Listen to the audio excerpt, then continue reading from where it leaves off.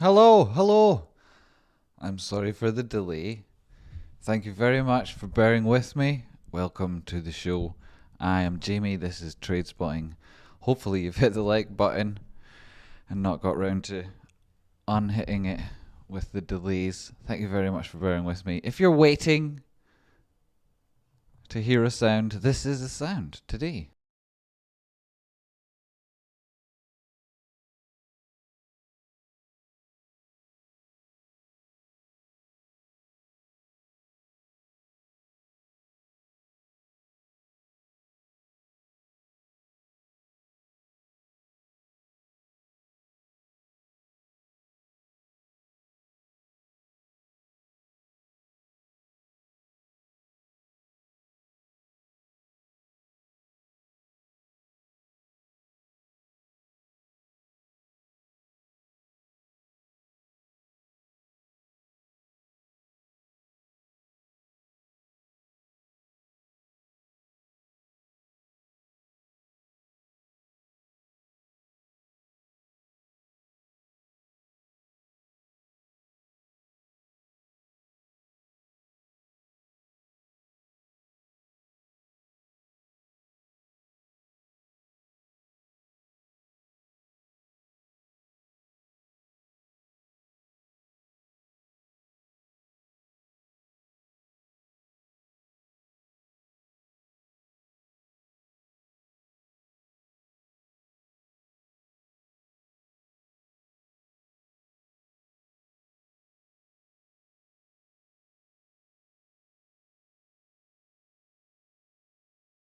the HQ, right? This is the HQ. This is where all the big decisions are made. This is where the big money lives, right? This is where smart money lives on the 1 minute chart. Does it fuck right? So here you the lower end of the Bollinger Bands are crossing up above the 50 period moving average. This constitutes a test of it. It's also now at the 200 period moving average. At that point, prices bounce back up again, get to the basis line of the Bollinger Bands, and then we'll see if they then stretch out to touch the top level for previous horizontal support and resistance here. Let's see if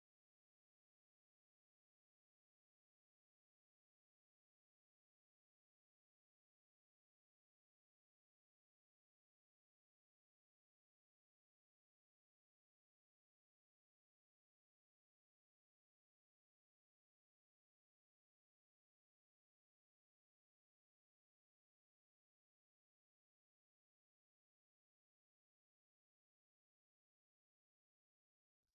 of range, and down here would be this sort of range, which also confluent with things on the left. As you see, these are these body closes, and then down here it was our retest of this low.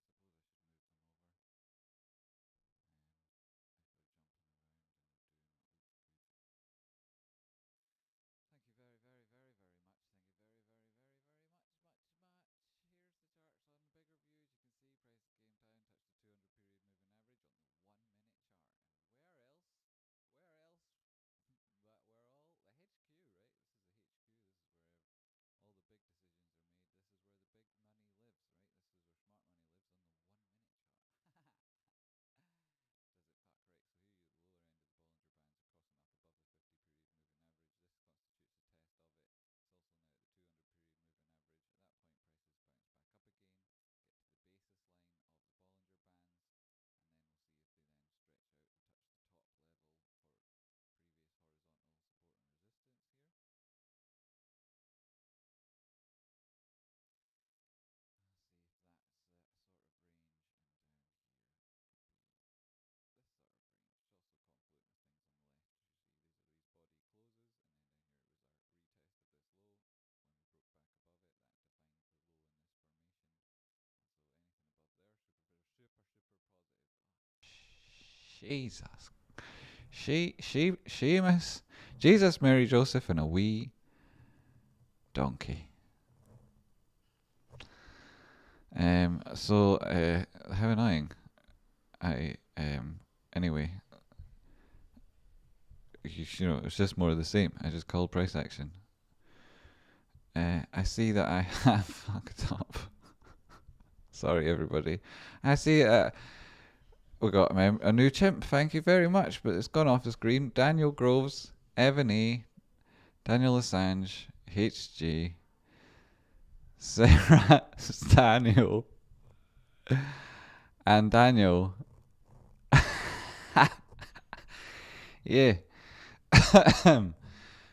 Fuck's sake. Anyway, quite possibly the best part of the show has come and gone, where I talked about where price action was going to go from and why it was going to go there, and what was going to move and happen, and as it did, things going down and whatnot, saying how this is the lower level of the Bollinger Bands. We're on the 1 minute chart, so pay attention to how things look on longer time frames, but the areas you're looking for, the 50 period moving average, the 200 period moving average, the basis line of your Bollinger Bands at the moment will then become important. And then on the top side, you've also got where they are so far, confluent with the horizontal support and resistance on the top side of this most recent move. Why prices are bouncing from where they are, and why I've drawn this orange line on, is confluent with this 50 period moving average. But when you look left, you see it's a horizontal support and resistance. It defined this for part of the formation. Prices broke below it, and then when they broke above it again, and left this period of accumulation quite obvious. And so retests of that are expected to go well. This constitutes one of them. It may well be, the buy, right? Since I've been streaming, certainly it is. This is a place to buy it. $208.80. We'll go over the higher time frames and talk about more reliable information shortly. As you can see here, these moving averages I have on the chart at the minute are, turn the volume on, why not, are 8. It's this yellow one. I'll change the colour of that because we've not got the Bollinger Bands on too for now. And the 50 and 200 period simple moving average, which are orange and red.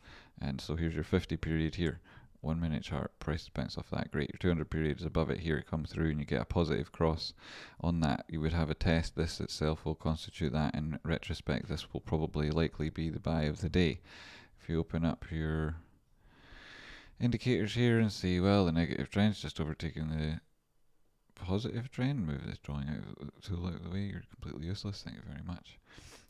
Prices below the center line here, you want to see them accumulate as they did here on this part of the move above the bearish control zone. The only difference at this stage is that we're below the 200 period moving average as that is happening, where it wasn't over here on price action, and we're also living in a reality of our 50 period moving average being below our 200 period moving average. So there's your differences, and they speak to the fact that prices may go on further down, but further down than what? Well, further down than perhaps the likely range as defined by the Bollinger Bands, and we are now further down than the bottom line at that 50 period, which is also confluent with this level of support on this time frame, and it's why prices likely bounce from here. And then at the top side, you're looking at 213.28, and that's the sort of area where you obviously would have anticipated some sort of inflection, having touched it once and then touched it again. And you're on the 1 minute time frame, but we can take out a little bit of this move now, since prices have been in this period here of higher lows and lower highs. That's on the end of a very bullish move. And when you stretch price action out, when you're still on the 1 minute time frame, this is all very bullish. But this edge of it is consolidation, and at this point you could say, well, take it from our low to the high there, throw in a Fibonacci and see, do we? This is going from a previous area where it might likely have been lower than I see, right? Well, let's stick with that one, double check that that's right. It's a 1 minute chart, so bear with me as I scoot across. As if I need to, I know I'd do this. Anyway, just so it's there on the charts. Yes, there we go. Boing. There's your low. And all the way back again. Oh, what?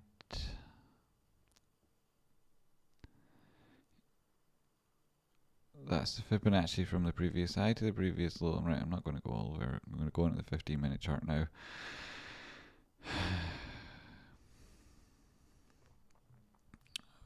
And And to see our Fibonacci retracement from this high down to this low, that's of interest. We've got lots of orange lines on there. We'll take them out of the way and keep our green ones on for now. Anyway, if you haven't tuned in before and don't know what's going on, this is a Fibonacci based time zone. It goes along your x-axis and it defines likely inflection points in price. It called this low here. This is where it came in at. It did obviously then turn around to be quite significant. This was your subsequent high. It came along this one. Then you got another one here, your 618. That proved to be important. And you're coming up here for the full first Fibonacci sequence of that fib based time zone. And at that point, you would hope to see prices significantly further up your horizontal Fibonacci retracement, at which point we have done. You know, you've gone through the 236 at 177. You also went through your 382 at $203, and you touched so far and have been held by the 50%, the 0.5 Fibonacci sequence, which is at $224.73. That was where Dow theory would say it'd likely go even in a continuation of the trend. So you want to go beyond that, and you want to open and close significant time frames beyond that. And which means that you can easily go now from this 15-minute where you look left and you see when you look left at the horizontal support here / resistance. It was support once you got through it the first time. And then to a degree when you came back, once it broke, that was important. And this is a very, very important area of price action at that 0.5 Fibonacci at around $225. Not just because of these 15-minute closes, but if you go up, cycle through the time frames and look at where that orange line intersects these horizontals, we'll stretch it out a little bit more.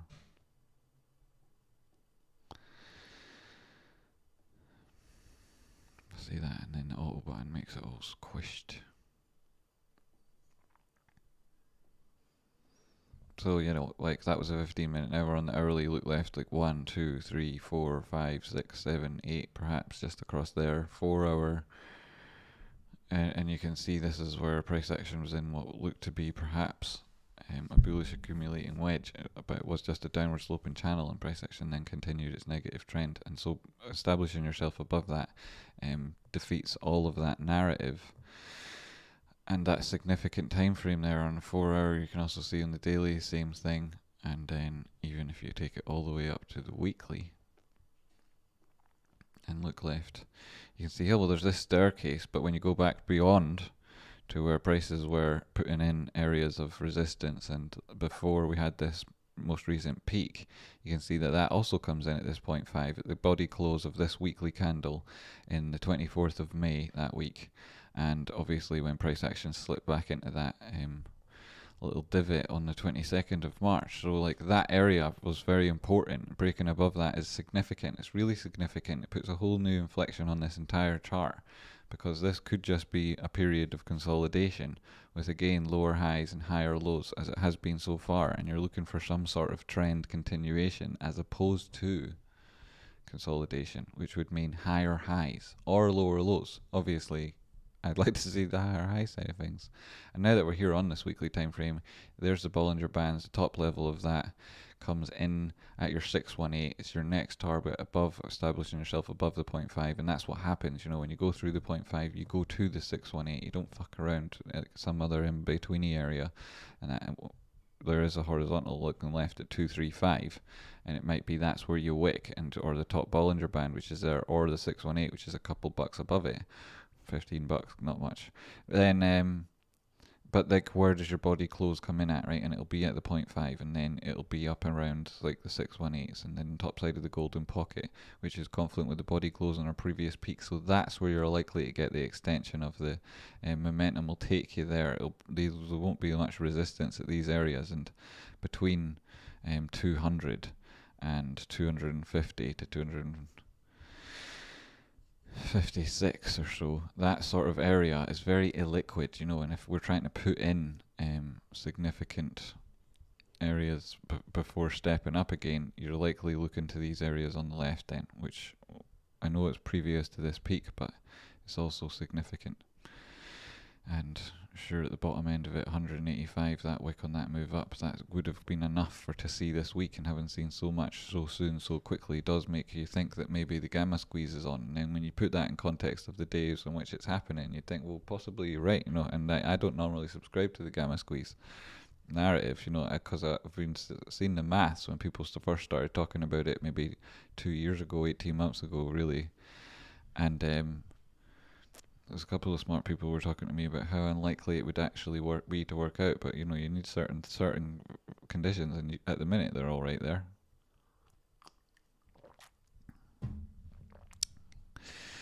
They are all right there. So you get anything like a close up here, right, at the end of this week, you get anything like 250 fucking bucks, then it's definitely. Anyway, right, so that's the weekly, and that's the time. That's your TA on GME. I didn't really mean to do that. And then AMC buying. Starting on the weekly, you can see you're above this area. It's different, right? It's different now when you're looking at it on the weekly. Sure, you're up here, but you've not put in as many oscillations between highs and lows. You've not defined this as accumulation necessarily, and you certainly haven't put any significant consolidation in. In context, that's okay, because this thing hasn't then done that. It's not the nature of this either, which is a difference, again, a distinction that has to be made between GME. This hasn't done it.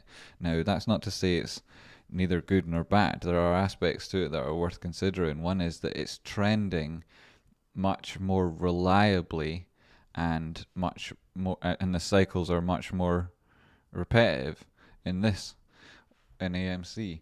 But is that good or bad? Well, neither, right? Neither. You'd have to be naive, really, to start putting emotions on top of it completely irrationally like that. It's but then you look at GME and you say, well, what is the difference? Well, it's been in and around test in different areas for significant amounts of time, and would that maybe have some implications? And it does. It's for the psychology of the market participants, and the people in GME have gone through a different nature of psychological tests, and so it demonstrates a different value, which will then manifest and represent in greater price percentage moves at some part of the move. That'll be what happens.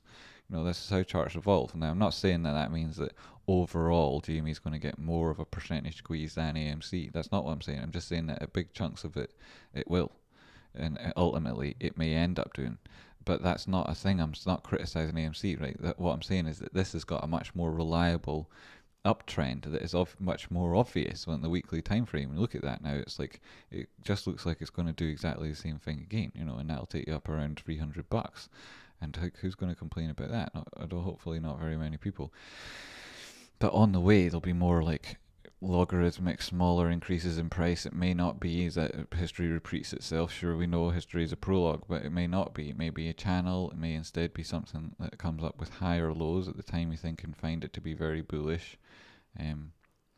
Say, for example, it breaks back in here and then it gets to the 1414 and it's testing up at $100, and people are looking at this sort of price action. Instead of thinking it was a channel, they then say, well, it comes at the bottom of this move here, it intersects at this place. Maybe this is actually a wedge to take the top side of this down a little bit. You could even take it a little bit more and say that doesn't intersect through this body close of the ultimate high candle, so that's okay. It's also on the weekly time frame, so you can afford yourself that much leeway. And you say, well, perhaps that's a bearish pattern. You wouldn't look at that until 216. It might be, it might well be. And then what's the drop out of that? Well, if you've got high enough, it's just a retest of significant horizontal supports, and if that's up at your previous all-time high from dropping out of what looks to be a bearish pattern, but then they all do, don't they, when they're like trending so very strongly. I mean, you can see SPAC's been doing it for a year and a half. Like, it's a similar thing, and it'll trick so many people on the wrong side of things, and that's why it happens, because less and less people are making more and more money as moves go on, and that's how it manifests on your indicators. And sometimes it looks like divergence, sometimes it looks like a bearish pattern, and if you get too caught up in one way of trading, that you'll miss the forest for the trees, as Tarzan said to Jane. This is the weekly time frame. Let's top down. Daily time frame. Stretch out a little bit. Yeah, we'll do it properly this time. Nice one. Looking left, and you can see you've already broke through your horizontal resistance there, and you've got to your 618, and that's even more of a bullish extension on this move up at $48. If you can hold it on open and close there on dailies above $48, you're absolutely killing it. Like, in the top of that golden pocket coming at 49.64, open and close above 49.64, you just kiss goodbye to this previous all-time high blue sky breakout, and it's not really about where it goes at that point, because From here to there is already about 100%, and then anything else afterwards is Tendy Town. Look at all these new members. This is freaking crazy. Am I seeing this right? 1, 2, 3. Yeah, 1, 2, 3 new members. Awesome. Thanks so much, everybody. Dan, the Seeker. And I can't see that top one. Why will that go away? Maybe I can see it somewhere else. Over here. Have a beer, Jamie. Thanks for everything. Michael donated. Thank you so much. Cheers. Dan, the Seeker, and Daniel, was that very, very true story. That, of course, that's something I would say. I diagnosed with you ADHD. You wouldn't be the first. Thanks, Sarah. And I'm sure there's a membership in there. Where is it? Michael it's not bullish until that was yesterday. Nugsy McBee. Nugsy McBee. Are you from the 90s by any chance, Nugsy McBee? So, well, I grew up in the 90s, maybe 6. Yeah, so you're looking at open and close above 49.64 on the daily time frame in AMC, and that's what it says like there. 4 hour. You can see you're above your support, above your previous resistance there. Retraced of this 0.5 around at 42, 43. No problem, right? No problem at all. That would be a very strong area to test. See across here. You see this drop down. You see this here, very significant, right? I could draw all those in circles, but what's the point? And then up at 886. That's what I see this thing going to, $64. I reckon that the momentum that's carrying this up might potentially even be GME. It's definitely what helped it break out of this consolidation and this like downward trend that preceded it. On the hourly time frame, you can see that area of resistance is now a lot murkier. It's at the top end of the golden pocket, which clear you from these these moves out with the norm, and so that's what you'd be looking to. It's still the same figure, and let's call it $50 clean because that's a nice number. You're above all your moving averages here on the hourly. They've all got a positive slope, a positive splay. You're hitting the top side of your Bollinger Band. You're coming down, hitting your 8 period moving average, and that's really bullish to be tracing that up. I like to see that. Very good to see. Previous all-time highs will seem quite close at that stage. Let's drop down in 15 minutes and see. You've got to keep things within reason and manage people's expectations. And in that sense, I'd say we'll focus on this channel we talked about before. Like the higher lows that come in, they're all very positive. It can affect your psychology when things are taking huge percentage moves, but it's all about putting in significant tests and significant like reactions you can rely on. You want this DI positive to recover above 38. That would be great. Ideally, though, all it really needs is a positive slope, and even then, not every 15 minutes needs to be, but that would be a positive trend if that continued in some sort of high or low fashion. You could draw a line through it and say it would be something like this. Now, that's not how you use this indicator, but it might well be like something like that. Higher highs on your ADX, that very positive, reflects the trend, but it's still very positive to see.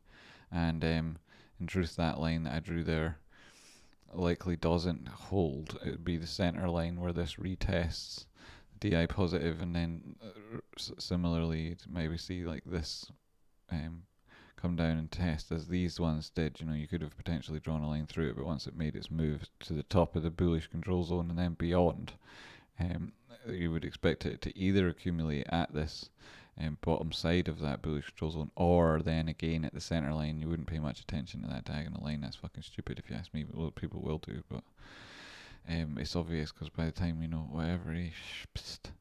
So that's dropping down. That's AMC, and you're looking at that's your TA from that side of things. We'll talk about it more, and we'll do probably slightly more firmer targets towards the end of the day.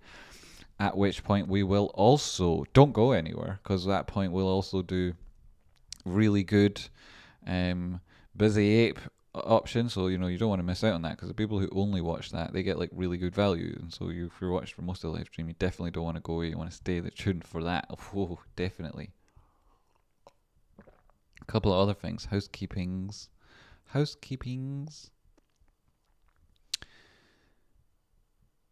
If anybody is able to translate into Spanish or Chinese, please get in touch with me, because I need my videos dubbed into Chinese and dubbed into Spanish. And so if you're able to do either of those two things, that would help. Please get in touch with me. Secondly, If you have a story about what you were affected by 2008 and are confident enough recording it to video your face and saying who you are and recording it to video in 35 seconds to 45 seconds about what happened to your life there and what it's like now, and how, if you want, I was thinking it would be left unsaid, but how it might be different had it not happened, and that would obviously come with, I imagine, the audience would empathise with you and fill that part of the story in for you. So if you've got that, if you're inclined to add to a collection of other people who may be similarly happy to talk about those things, then please also get in touch with me. You can do both of those. You can get in touch with me at Twitter at _Tradespotting. And give me a shout about Chinese, says Chris Sweeney. Boom. Wow. Amazing. Wow, Chris. Yeah, we'll get in touch with you, Chris. Send me a message and I'll respond to you, Chris, on Twitter. Thanks, please. I've got chats on different windows, so I look between them. I don't know which one's best. I can translate into American English if you'd like, and I will record gladly when you need it by. That's a good idea, actually, because people don't understand me. I'd hope to get it up like the same day, because it would be like the 15-minute maximum length busy 8 video. I'd hope to get it like also like actually dubbed, and like the services on the internet where you can pay someone to translate it and then pay somebody else to dub it, and then they'd feel like paying them to edit it and whatever, and it's like, getting good value for money with that, and also they'd take ages, and like finding somebody reliable would take forever, and like it'd be much better doing it with somebody here, and if you want to, and if it's worth your time, I'd reward you. So thank you very much, Chris. That would be great just to get different versions and that, so that the GME message that I put out reaches more people, in more countries. I think it could reach tens of thousands more people if somebody went out of their way to show like how international it is. Like, when you go to a country and you're asking for directions, or you're buying an ice cream, or you're just being nice to somebody, like talking to somebody, how much they would appreciate it if you tried to use one or two words in their language, so you could go like the extra mile and actually do the whole thing in their language and make the whole thing more accessible. And then because like you can't get into the mainstream media, like they're not like. So how do you get to people if not via like the main fucking vehicle? Like you'd have to go to them, I think so. So like I want to make that effort, and so if you want to help me, thanks. So that was that thing. That was the other thing, and then everybody who's a moderator or who's helped the channel in a way similar to that or differently, make sure you've got in touch with me again via Twitter at _Tradespotting, so that we can design a little pixel art type of NFT to say thanks for all your work as moderator, as part of the channel, and all the work you've done helping me spread the message and the good word about GME, which is the greatest story ever told. And the answer is to this story is that you are the mystery's final page. And how it ends is more a question of how we determine it shall continue. And this is what I think there would be a good effort. So there's your 618, that's AMC. Go back to GME, so you're still above 200, and that's like fantastic. We did get our little retest that we talked about yesterday in that area just underneath there. What time did you get down? 194. Said that would be a good buy. Said 196 would also be, for people less worried. 192 you might not get, and here we are. Did you get 192? Not quite on it. Days range 193 was your low. 227 at the top. Well, we called that as well, didn't we?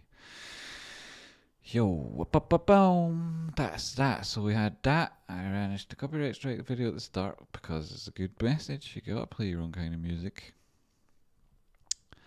And now part 3. Part 3, he says. Yes, part 3. We go back to the large cam. We'll go back to the TA in a minute. I'll happily cover anything you might want me to look at. So if you're in trades and you're worried about them, or you're thinking about taking something, or somebody's talked to you about something and you want to look smart at work tomorrow, whatever it is, like, just happily have a look at it for you. Just ask me. But today we're also going to do part 3 of Fare Ye Well. Thank you for this very much, Mr. Fare Ye Well, people.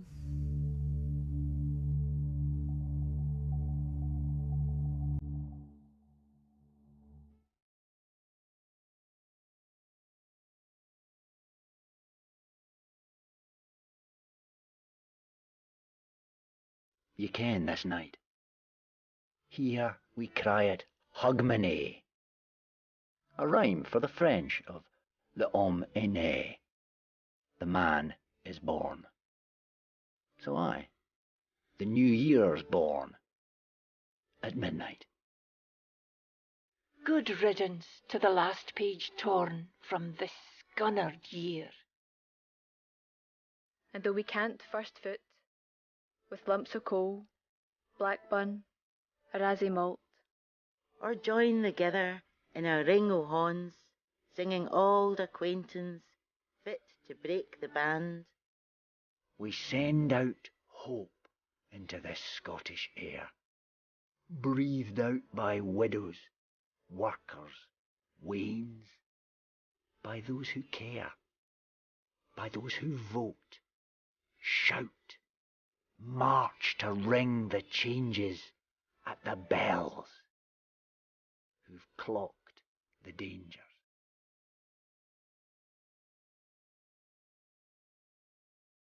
We say wha's like us, singing Auld Lang Syne.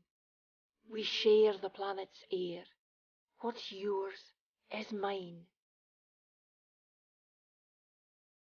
The girl opens a padlock with a tiny key. The baby unfurls its fist. The wee lad cries on his mother's lap. The crows fly overhead, all three. The moon is shared by the hail wide world, the swirling planet, the burling wind.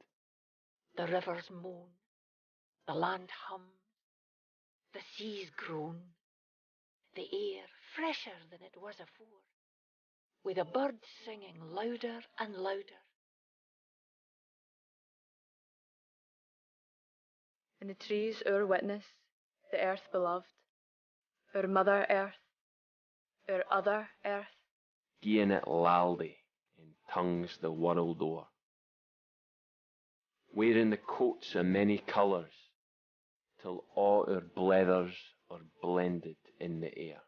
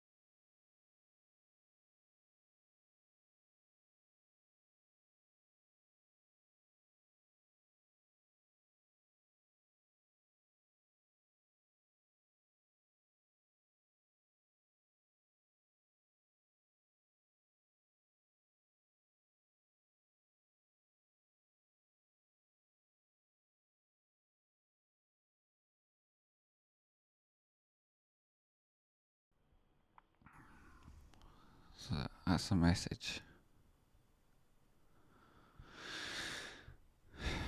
nice message. From Scotland. Certainly the greatest small country on earth. One of the most important countries on earth. With by far the greatest history of any country anywhere nearby us. And so much to offer, if only we were able to control our own destiny and shake off this yoke, this tyrannous yoke of these fat slobs from Westminster. If only we were able to rid ourselves of those shackles. If only people were able here where I live to their true potential. If only. Imagine what we could do for everybody else.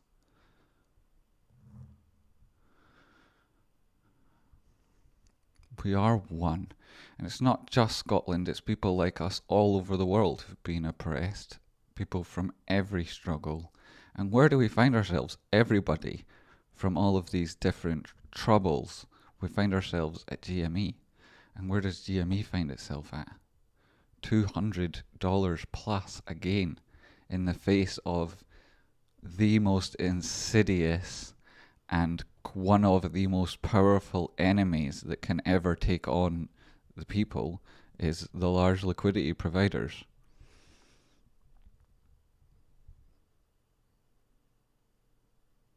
And a day's range from 193 to 227. $34 range. Over 10% in the value of the thing.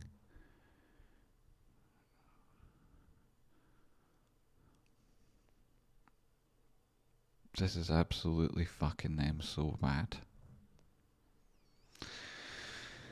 Hi, Tradespotting, definitely worth a visit there, H. Abu Grubra. How's it going, Ocean? Next millionaire, I love you, Tradespotting, thank you. I love you too, but I don't know, I'm quite shallow. Like, if you're not absolutely and utterly beautiful, I'm not sure if I want your babies or not. Or any babies at all for that matter. Let's see what happens to the world over the next short period of time. $207 spot something. AMC 45 spot 97. People asked me to have a look at certain things, so I shall do that. Just tell me what they are. Somebody there, H, observe thyself. Can you collect a list of these things? You collect a list of these names of these things. Daniel, once my kid is born, I'll have fulfilled my biological imperative and be ready to die. You'll let him slay you. If I come to Scotland, do I get a big effing sword and a Viking burial? You can do that. See, the Vikings, right, they used to raid all up and down, like, everywhere, right, everywhere. It turned up in America as it happened. But they used to, they'd be knocking shit out of people everywhere. And then Scotland, who didn't really actually give that much of two flying fucks about gold, they didn't have that much to nick, other than women, they didn't have that much to nick. So Vikings would go on down the coast a little bit to where the weather was better anyway and rob shit off all the English people, which is because they had all the good shit at the time. That's where you'd go, right? That's an age-old story. Back then, when the kingdoms were all a little bit more fragmented, let's say. And so at that point, Scotland were like, let's come up with a better plan. Let's just marry off our royalty to their royalty and we'll all be buddies. And we'll do big swaps of lands and things and whatnot. And we'll get on. We'll get over things. And that's just not the true history, right? Other things happen in between. And the story is larger than that. But tell you what, marriage, it used to be a way of solving problems. Don't know if it's still the same now. Don't know. Maybe, who knows? It's not for me to comment. Right, so there's 382. Yeah, so that's what you're looking for. Persist above the 382. Very good. This price action here. It looks like an ascending triangle to me. You don't really need a bear flag, bull flag, anything here at this stage. It's higher lows. And I know we're on 15 minutes, but these are bullish wicks. This looks like an ascending triangle to me. You want to see that prices. I mean, I could drop a horizontal on, but we'll just leave it there. It's the 15-minute top side of that Bollinger Band, and then it's this 50% retracement on the downward move, which is the 0.5. So we got to look at different things. Some of the things we were so happy to look at, like Lake is up another 8%. 6750. What did it get up to now? It got up to 69. Nice. That was Rocky texted me earlier when it was at 69. We high-fived over the internet lands. Ronaldo, there you are, King Ray. We are one. Am I missing something? Ride was identified by Ortex as pending short squeeze. Can you take a peek? Thanks. No problem. No problem.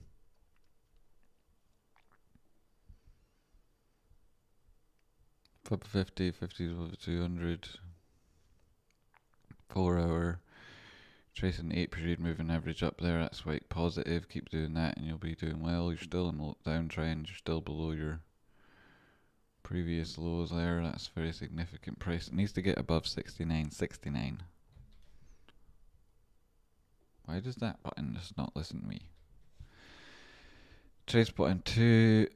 That unless you had added to at Tradespotting to that, you can't see it. Sometimes see it if you just write Tradespotting. It's just that I haven't been reading them to pick them up from that. I'm relying on the moderators to tell me what they are, and in which case, Sophie, there's one. So I'll just get to them that way. Like I'm resting on my moderators. Your 200 period moving average on the 4-hour chart has been proved to be the ceiling for this. In its most recent highs, that it's attempted to escape previous trajectories to the downside, none of which have worked and has gone on to put in lower lows and whatnot. This low being lower than here. Here you've got a different picture on your RSI though.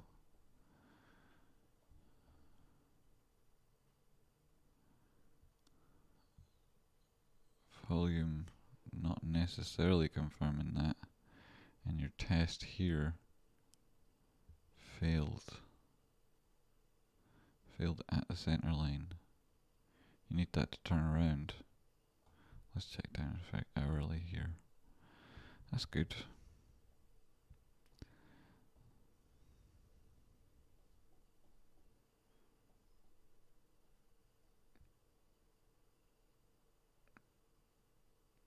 Yeah, okay. You want open and close the top side of your Bollinger Band. You want them above $6. Open and close an hourly there. You maybe get caught by the 200. You maybe wick up to this horizontal. I'd ignore the 200 on the hourly at the minute and focus on the 8 period down here on these time frames on this side of the trend. See how it gets going. If you're like on Ortex, if you take your tips from Ortex, right? No. Then how can I put this? Right, well then, if you're taking your tips from Ortex, then you're probably what you're looking for this to do before you enter a trade off a tip off the back of somebody like Ortex is you'd have to first, there's two ways of taking this trade. You'd have to wait until it broke above this top orange line and had it hopefully then put in a test of this 200 period moving average, and then you could likely see it make a move. That move might be like 300%, and it could go from $6, $7 up to, well, let's call it 150%, right? Could try something like that. And then I imagine a lot of that would be a wick and you'd be looking at something else. But this is what sort of formation here on hourly?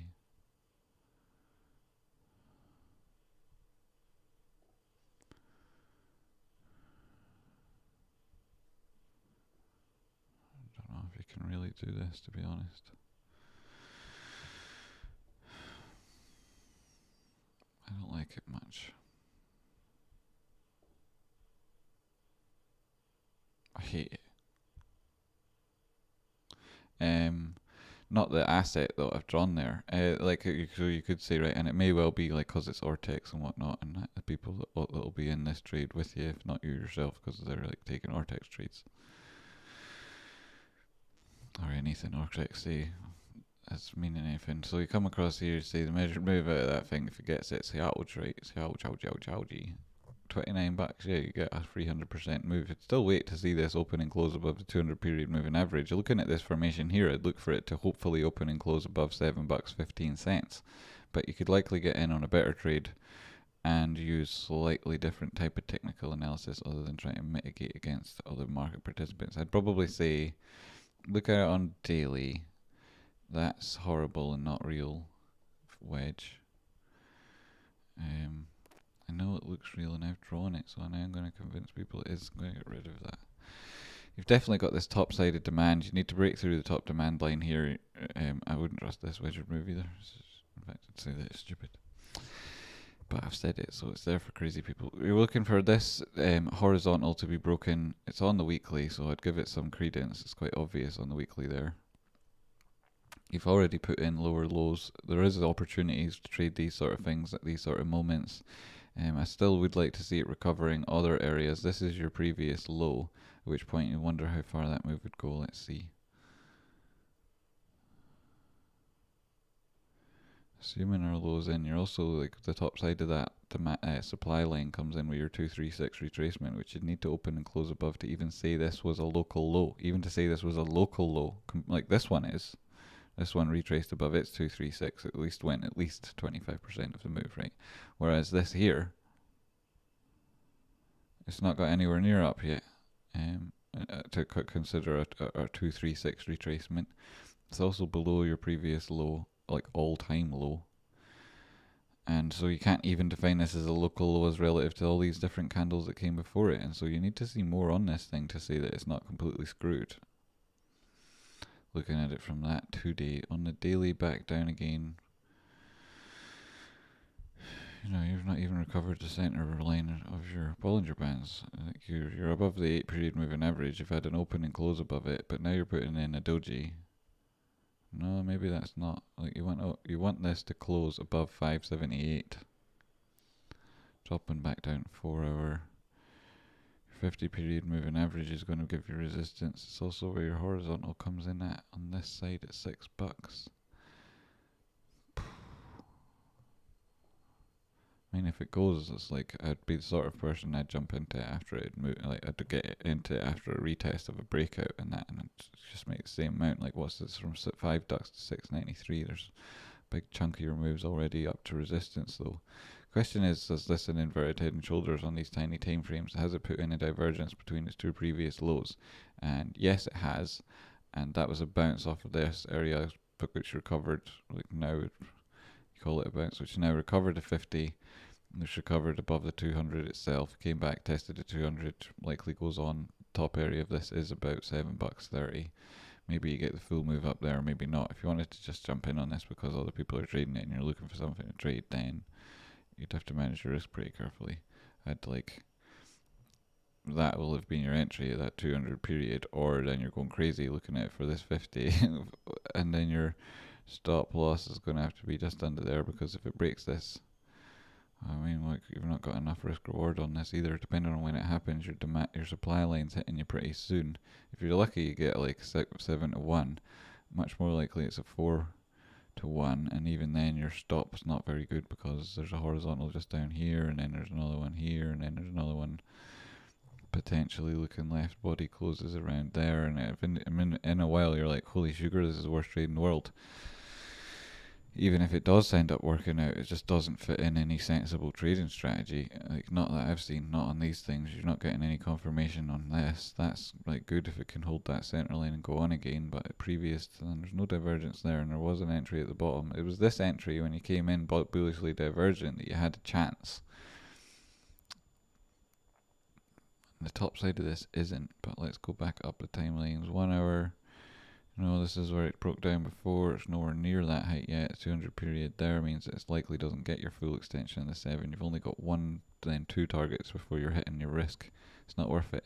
For my mind, it's not worth it, but you could get in it there, and then maybe, you know, if you're lucky and you've got a healthy stop and you don't care about the opportunity cost, and it then happens to go in your favor, you'll be up at resistance, and you wouldn't want to buy it at resistance. You'd want to buy it on a retest, and you could have already got that position and then hedge, which might work. If you want to take it like that, what was the other ones we're looking at? Sophie's right next to it. I'll have a quick look at that. What time is it? ~7, 15 after. 200 period moving average there on the early time frame, not starting in the middle of it all. 15 minutes start at the bottom, recovered to 50, the 50 is doing alright. You're trying to get back inside this demand line that you dropped out of, which is of this overall formation, which itself looks quite bullish.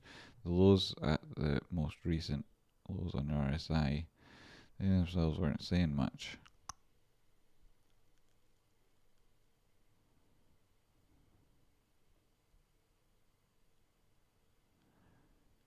Below the golden pocket looking left though.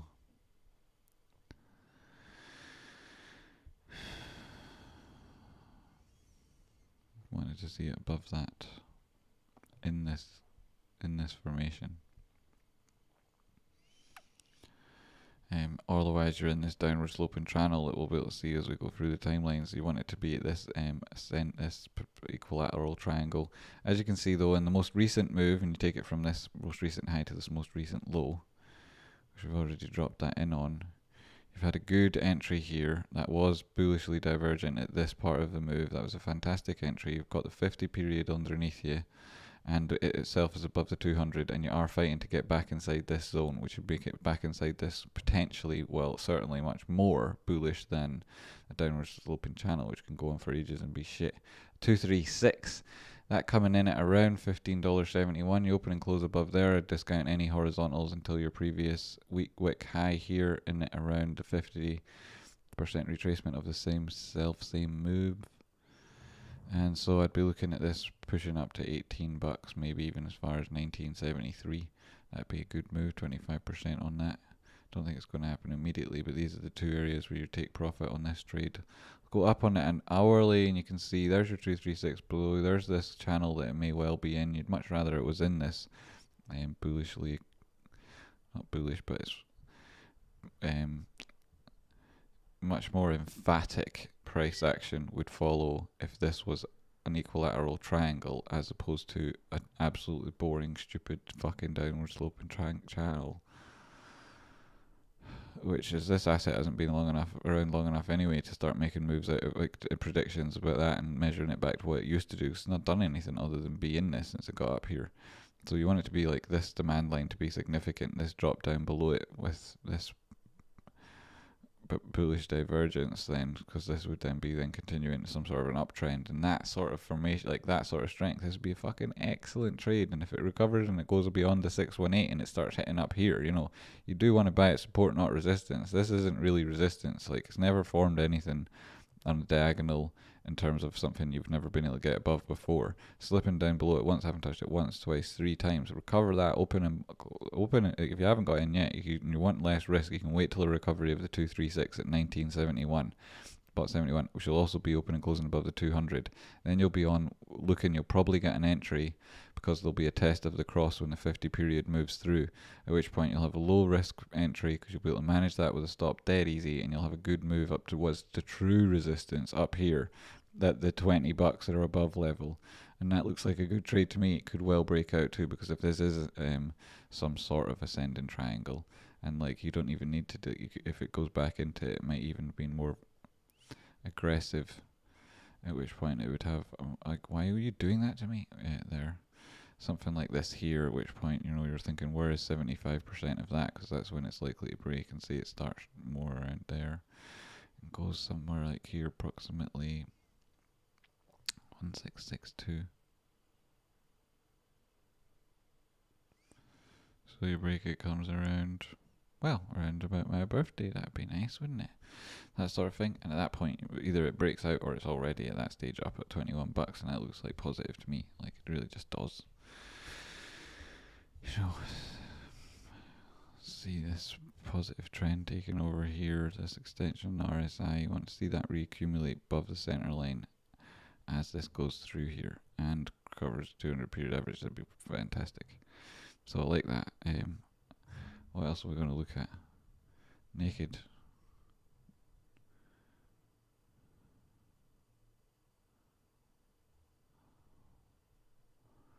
Naked up 8.26%. What a fucking move. This was, I was not talking about this earlier. Rocky texted me at 69, or was that something else? It was 70 at 69. It was. This is going up to 71. If I've been looking at other things, talking about other things, what's going on here? What is going on here? Wow, really strong move. Here's your measured move. Well, we predicted this. Look at that.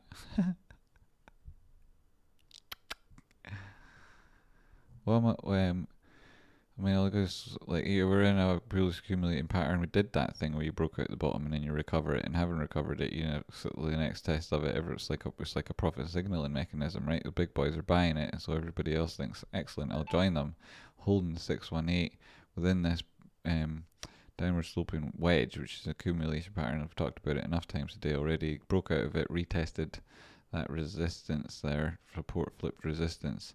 Did it and consolidated until such a time that when it did then next touch its previous resistance, it had everything behind it in terms of not just momentum, because like it wasn't this massive move that signaled it, it was this cross here happening around the center line as your ADX then turned up and gave you confirmation of it.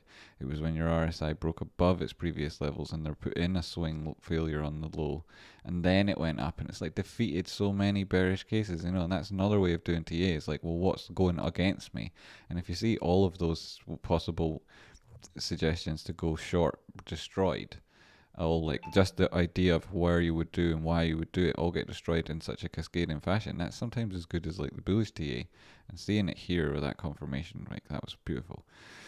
Recovering your own exponential and going straight to the top of the bullish control zone, also fantastic. What a fucking strong move. You had it shouting at you for ages, really you did. And like the truth is, you go up again to like, that's silly, go to the 4 hour, you see this is just like obvious accumulation, higher lows for a long time, really. This is all much higher than here. What does that tell you? Well, inverted head and shoulders.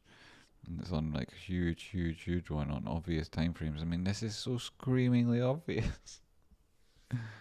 Like, regardless of anything else, like, and there's another measure move on this, it takes you up to nearly $5, right? And if it gets to there, it will go to $5. Like, it'll go $5.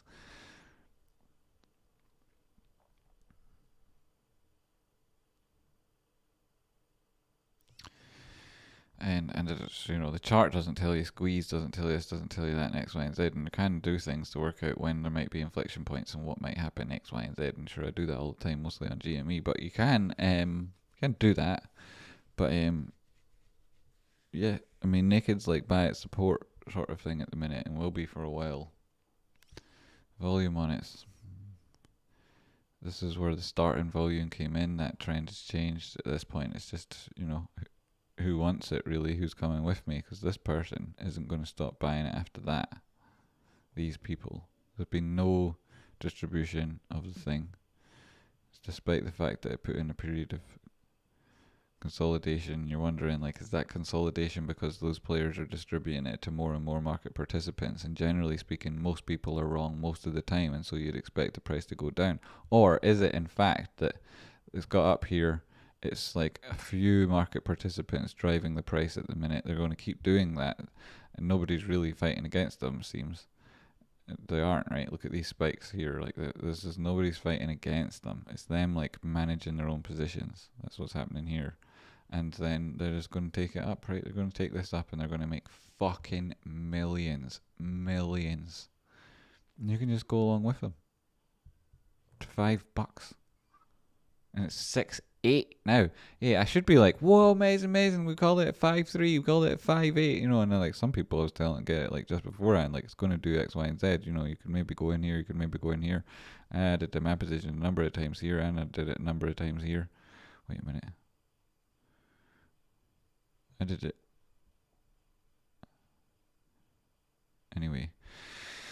So, naked looks like it's going to keep going up. People are going to make a lot of money out of that thing, by the way. What else are we going to look at here? Well, yeah, the extent. I didn't really do, like, I've already done it to you. Like, it's the 236 is what you're looking at the minute.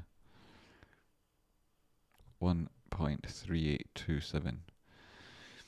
236 of this bigger move down from this wick after the moves in December. And, like, the drop since March. And that, you'll be looking at it going back there. Looks good to me. Looks good to me, buddy. What else? What else are we going to look at? We was going to look at something else. What was it? Bam. I'm going to put the kettle on and come back in a few minutes. What time is it? streaming for an hour, so it's not power hour yet. It's only 7:30, guys. It's only 7:30. Whoa, we're doing good. We're making time. Seen that movie? It's a good movie.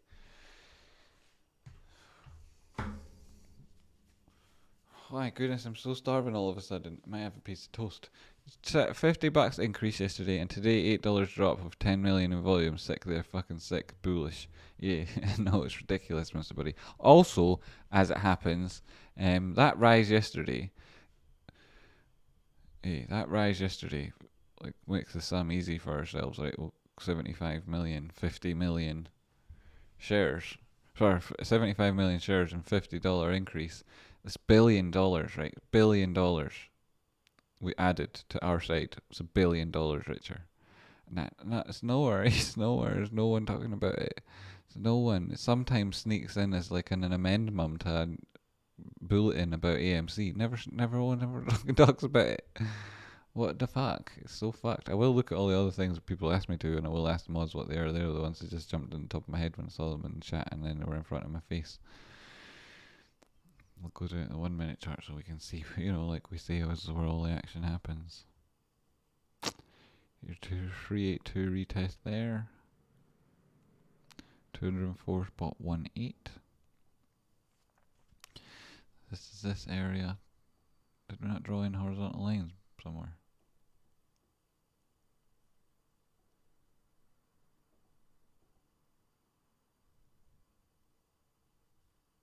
Anyway, this is B1.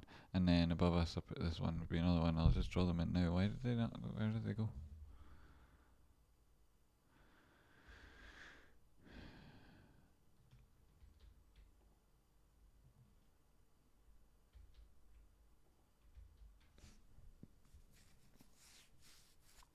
Just not trying to be predictive at this point. I'm just pointing out this is what it's been doing most commonly throughout this period of price action. Sure, it's looked below it, and so it's worth paying attention to that. That would have constituted a positive test of this trend on this time frame when it came down here. These lows in terms of price action confluent with this area from the breakout. That's also interesting. It's worth putting in some sort of horizontal there, but you're on the 1 minute time frame. Let's take it to the 15 and see. What's the point really? It's the 382 you're looking at. You've got your lower Bollinger Band, you've got the 50 period moving average, and those are the lines that you'd be looking to. You don't need me to draw horizontals on top of them. Also, they're dynamic, right? So there would be no point. I'd have to keep changing it. 618. That's what you're looking at. Screaming out to anyone who's a bot, and they don't have ears. All they've got is like lazy people programming them. Lazy people that are on the beach in Valaderos sipping coke and rum, listening to nice music, having a good time, using alerts and bots to trade until such times as everything comes crashing down. Wump, bump, bump, bump, bump, bump. Bump, bump, bump. Right, so okay. Right, so okay. Right. So just, I'll cover some of the things. Do you only TA tapes for subs? I think what you're saying there is, do I only do quick TA takes for subscribers? But I think you have to even be a subscriber to even talk on this. But maybe you mean for subs as in for donations. No, I don't. I just didn't. I've only done them for non-donation ones so far, I think. Haven't I? I've only done the ones for non-donations. And I didn't pick members asked either. I just, whatever I saw in chat. I think. I try to be, I don't know what that question means, so I'm not sure to answer it. The only thing playing hard to get is GME shares. Yeah, that's what I was saying, 75 million, that's just, that's that's kind of actually hilarious to say, but let's just times it by 75, and it's still very newsworthy. It's very, very newsworthy. That turned into a wick and then maybe a higher low and then a period of continued higher lows and lower highs, and then what would that look like? Well, it'd be a pennant, it'd be a pennant at the top of this move here. You can't call it a flag, right? It isn't. It's a pennant at this stage. And you'd say the move out of it is likely to go the same direction as price action that preceded it, and that was bullish and it went into it from below, so it likely leaves it on top. And then you're looking at this move will take you back to the wick highs of this previous move up at $224, and that's going to happen. It might even be a daily close today. Like, it might be. Hey, it might fucking do that, hey. Because look how fucking tight this thing is. And this is your entry at the bottom side of it. And bam, bam, buy GME, because it's happening. It's going to happen. Sooner rather than later. Right? So don't hang about. Buy the fucking thing. You know, $204, 43 cents is a fucking bargain. So what? It was cheaper yesterday. So fucking what? You know, it was a whole lot more expensive yesterday too. This is a buy. You're getting it down. If you get it below $200 again, jeez. Get back in that pennant, you stupid idiot. I'm going to put the kettle on, and that's going to go back inside that pennant. Stop annoying me. Thank you very much, GME. Thank you very much.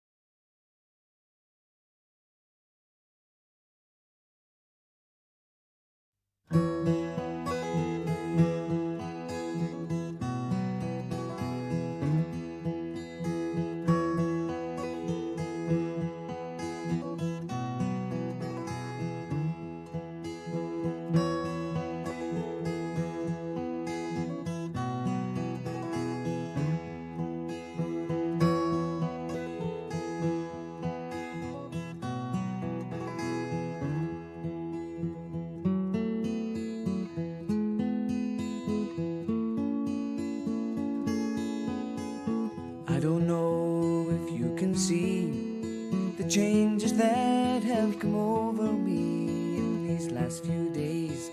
I've been afraid that I might drift away. So I've been telling old stories, singing songs that make me think about where I came from. And that's the reason why I seem so far away today.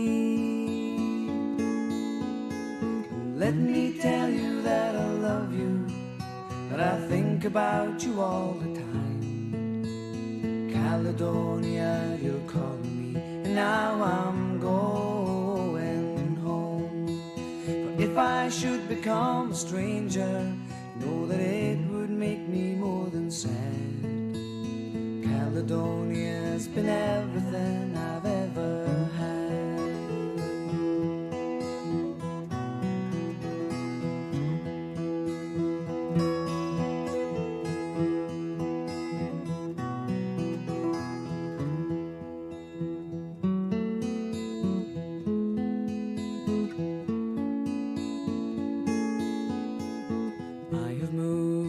Kept on moving, proved the points that I needed proving, lost the friends that I needed losing, found others on the way.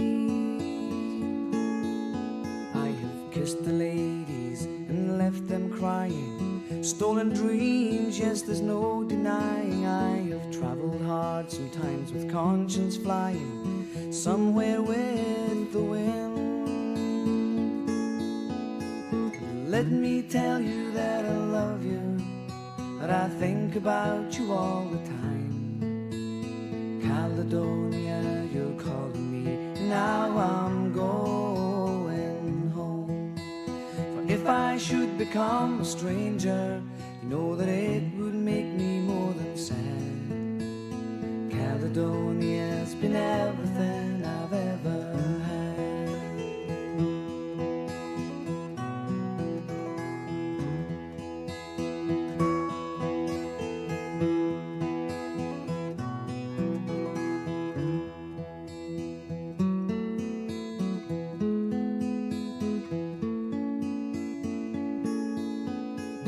Sitting here before the fire, the empty room, the forest choir, the flames that couldn't get any higher, well, they've withered now, they've gone.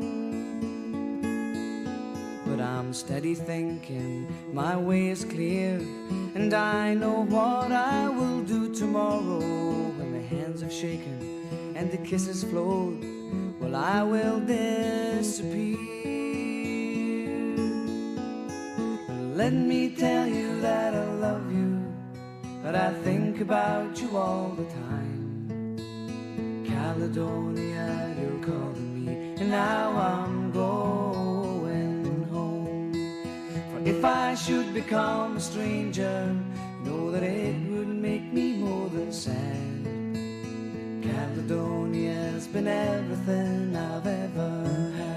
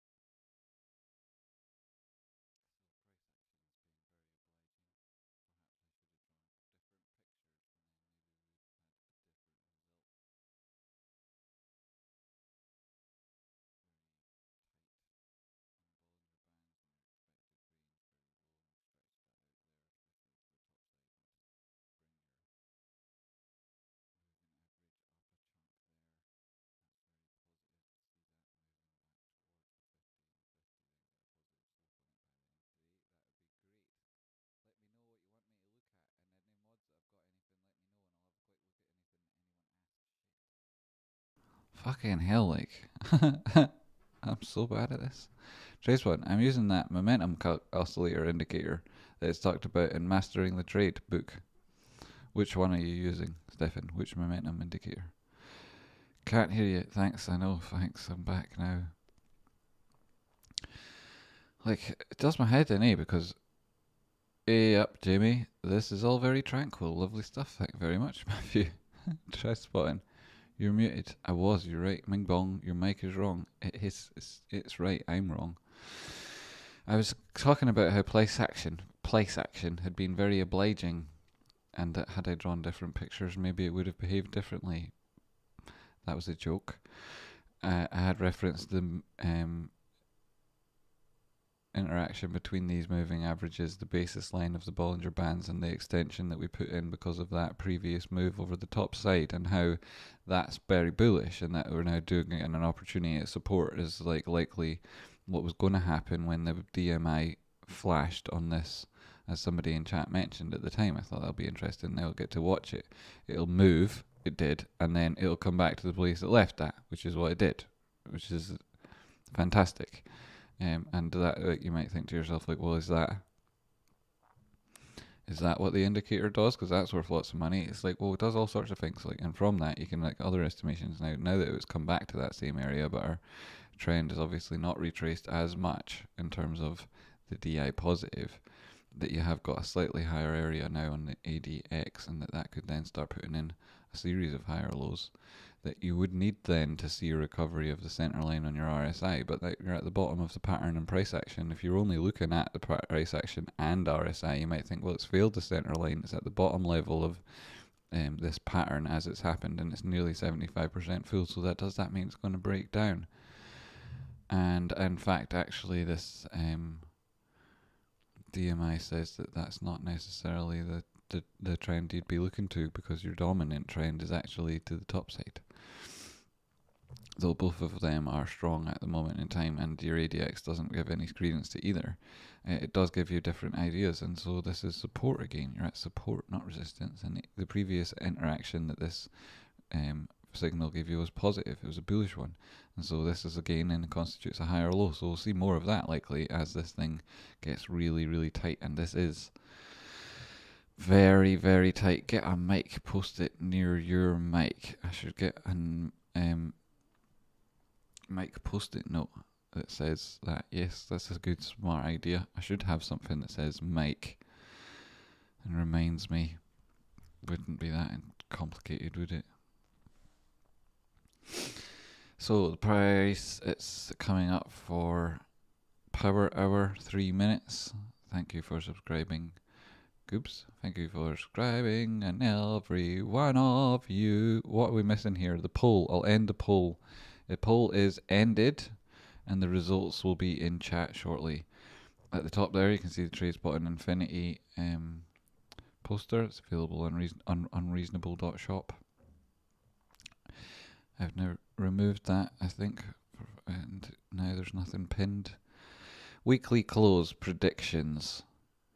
Only 9% of you believe that we will close below $200. Just under a quarter think that it'll be between 201 and 220, so within the range that we've put in since yesterday's move.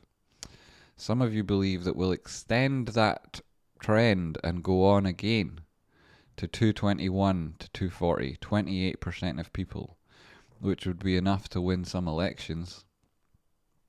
241 to 260 takes the gong. Bing bong. 241 plus takes the bong. 38% of you. That is a significant majority in the context of the number of options you had. Had I removed one option from here, that being the very bottom one, and added that 9% onto either of the other two, it wouldn't have changed the result. So I could say that there's a degree of reliability there within that poll that people believe price action will finish above 241, which is an increase of $40, which is approximately 20%, which is what they think is going to happen by the end of this week. So I would characterize that, I'd say it's a very optimistic audience.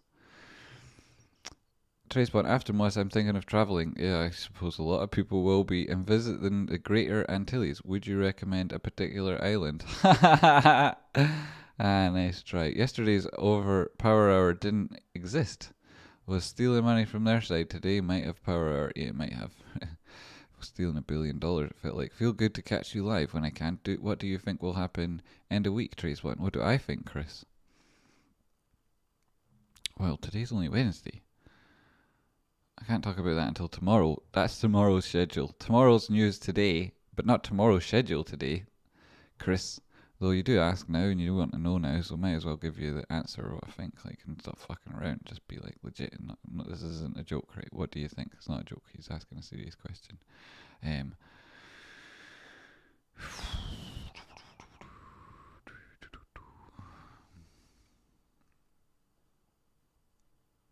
What do I think?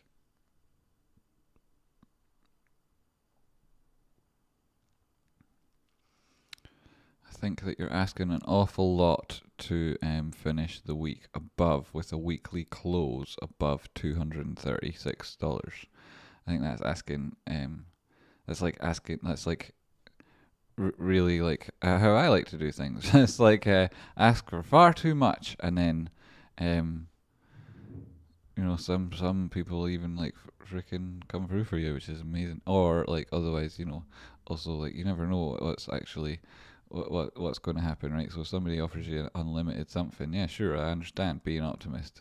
241 plus, but there's a body close, really, really important one, looking left at 236 and change, and there's the top of your Bollinger Band at 241 and change. So that might be a wick, and like your body coming in there at 236. That'd still be within the same category of optimism. So I suspect that to add further understanding from the poll we did there, despite it only being 4 percentages and a very simple question, to draw a lot from your collective character as optimists, I'd also say that perhaps that optimism in this instance wasn't based on the technical analysis that I've been doing with the Bollinger Bands, but may indeed have been listening to my 618 chat up here, and that 618 coming in at higher than 241 is the top side of the things I've been talking about.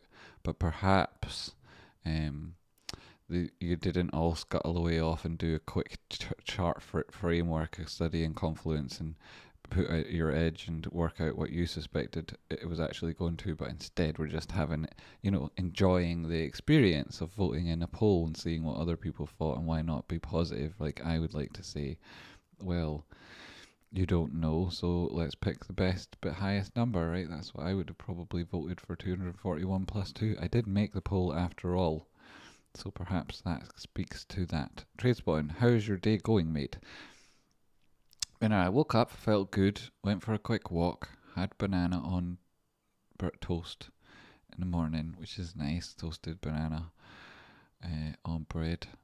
Bread would be toasted. The banana was then put on it and slightly grilled, which was nice with a cup of tea. And then I went for a wee walk, saw my lovely mum, saw Rocky, he did his show. Then I was on that, poked my head in a couple of times. Rocky's show today was fucking incredible, right? And he's got a crypto clip, and it was absolutely incredible. Like, it was fucking awesome. It was so good.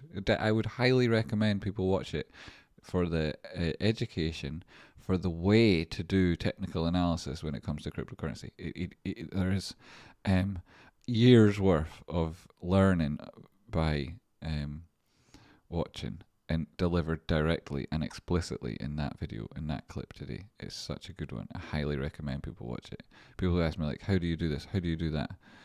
If I've ever asked me anything about crypto and how to do it and how to trade it and how to do their TA and what charts to look at and compare to each other and what inflections one thing will give another, and the dynamic in the overall market, and how to then take trades based upon that, and reliability factors within all of these different things going at once, like spinning all these plates. It's such a good video. It's so good. I can't recommend it enough. It's such a good video. I like the way you think, Ping Pong. Chris K. Did I give an answer? So there's the optimistic side. I think 236 is like boom, boom, boom.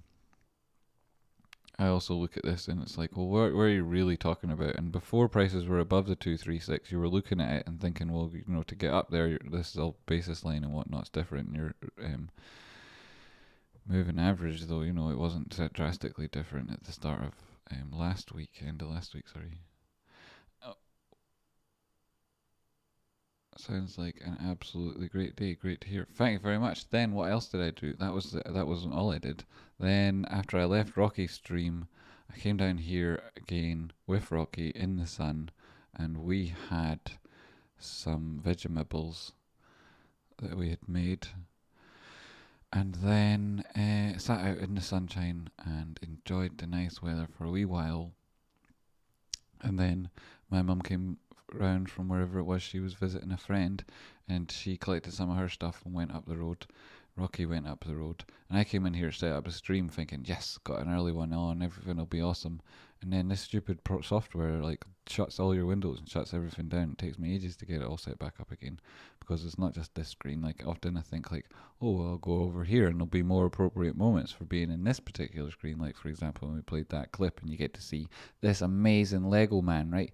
Check it out, Brendan Boot on Instagram at Brendan Boot, BrendanBoot, Brendan Boot on Instagram. He did this for me. It's me. He might have seen the other me as a Lego man, which is incredible. He does Jackass movies and stuff with them. He's amazing at this stuff. And he put me in one, and he's got me holding a GME flag now on the moon, a new one. So he's got two of them. He's also got me wearing a Bing Bong t-shirt. It's amazing. This is better than being famous, actually famous. This is better, because I get to speak to people who are doing it, and I don't have to act like a knob and whatnot. You said more than enough, but I was just curious about your thoughts, Tradespotting. Thank you. Cool, awesome, great, because I'm not sure where I was with that answer. And there are other things that are interesting, like next week might be more of an inflection point. During it, there might be more of an inflection point, or the extension or etc. of a move might have happened, who knows, something like that. So that's that answer. Yeah, I had a lovely day, so that's answered the other answer. Bye! What time is it? 7 minutes past 8. Excellent. What have I missed out on? People asked me to look at stuff and I don't know if I did it. I probably didn't. What did anyone ask that I didn't get to? Tradespotting. The layouts are getting great. Seen some streamers with funny ones where they can press a button and double their face size so they can stare into the camera deadpan for fannies. That's pretty good. I don't have any of that yet. That's probably part to do with the Stream Deck. I've got the Stream Deck, but I haven't set up none of it yet because there's so many things to be doing, isn't it? It says things like, I like this one, but and there's other things you can do like that, but I just like pushing that button a lot. And when someone asks me how I am pushing the other ones, then depending on how I feel, it's usually like this.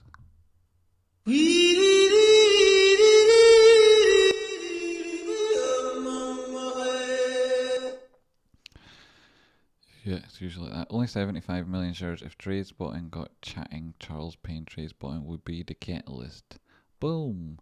Yeah, they want to talk to me. I don't think you get on the mainstream media when you're me. I don't know if it's the mumbles, if it's the location, or if they're just not interested in GME, or if it's quite possible, and it seems to be the case that nobody I ever speak to seems to have ever heard of who I am. Yeah, everyone who does know me seems to think, yo, how come everyone hasn't heard of him? So it's just that. It's just if you have heard of me, you think, well, everyone must have heard of him. And if you haven't, you're like, why would I have heard of that guy? So it's just like that. I just think they don't know. And it's not like there's other people who are featured on those shows. They've got 250,000, 500,000, I don't know how it is now. Loads and loads of people watching. So they bring something to the table that I can't really offer to these shows other than I'm legit. And that's obvious and I prove it. But I proved it here.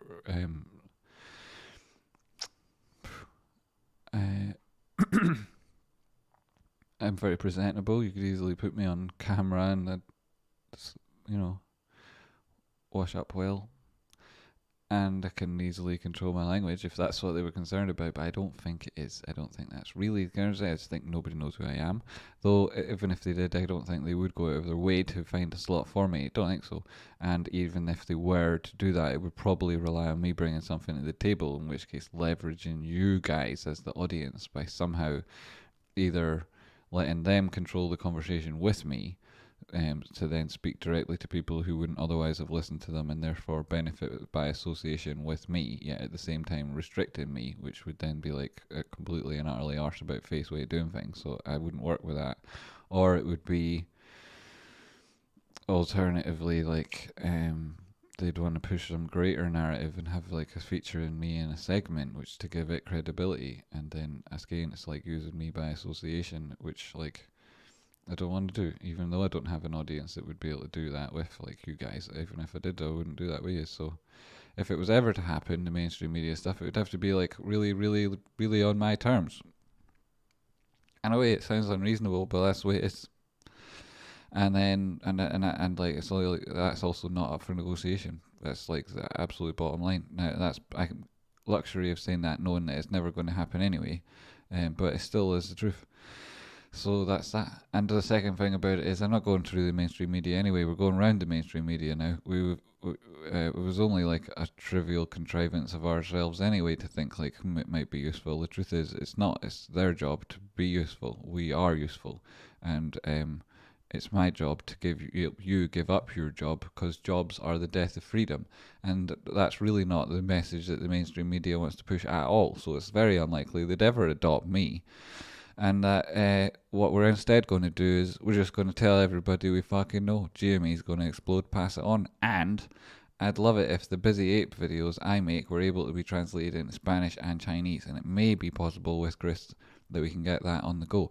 I want them translated, dubbed, not just translated, because you know YouTube does a shit job of that itself, and like there's good to do it, but there's so much more to be said for making the effort, you know. And even if it does seem comical to you to watch a different language dubbed over me or The Simpsons, you know, it makes it more approachable for these people. And so when I say these people, I mean the majority of people in the world. And like, I'd love this if it did go like an extra dimension to the international aspect of GME in particular. Like AMC is included in my Busy Ape videos, and so this is like the good thing. This is a good thing, and how people in each of these should treat each other should be done that way.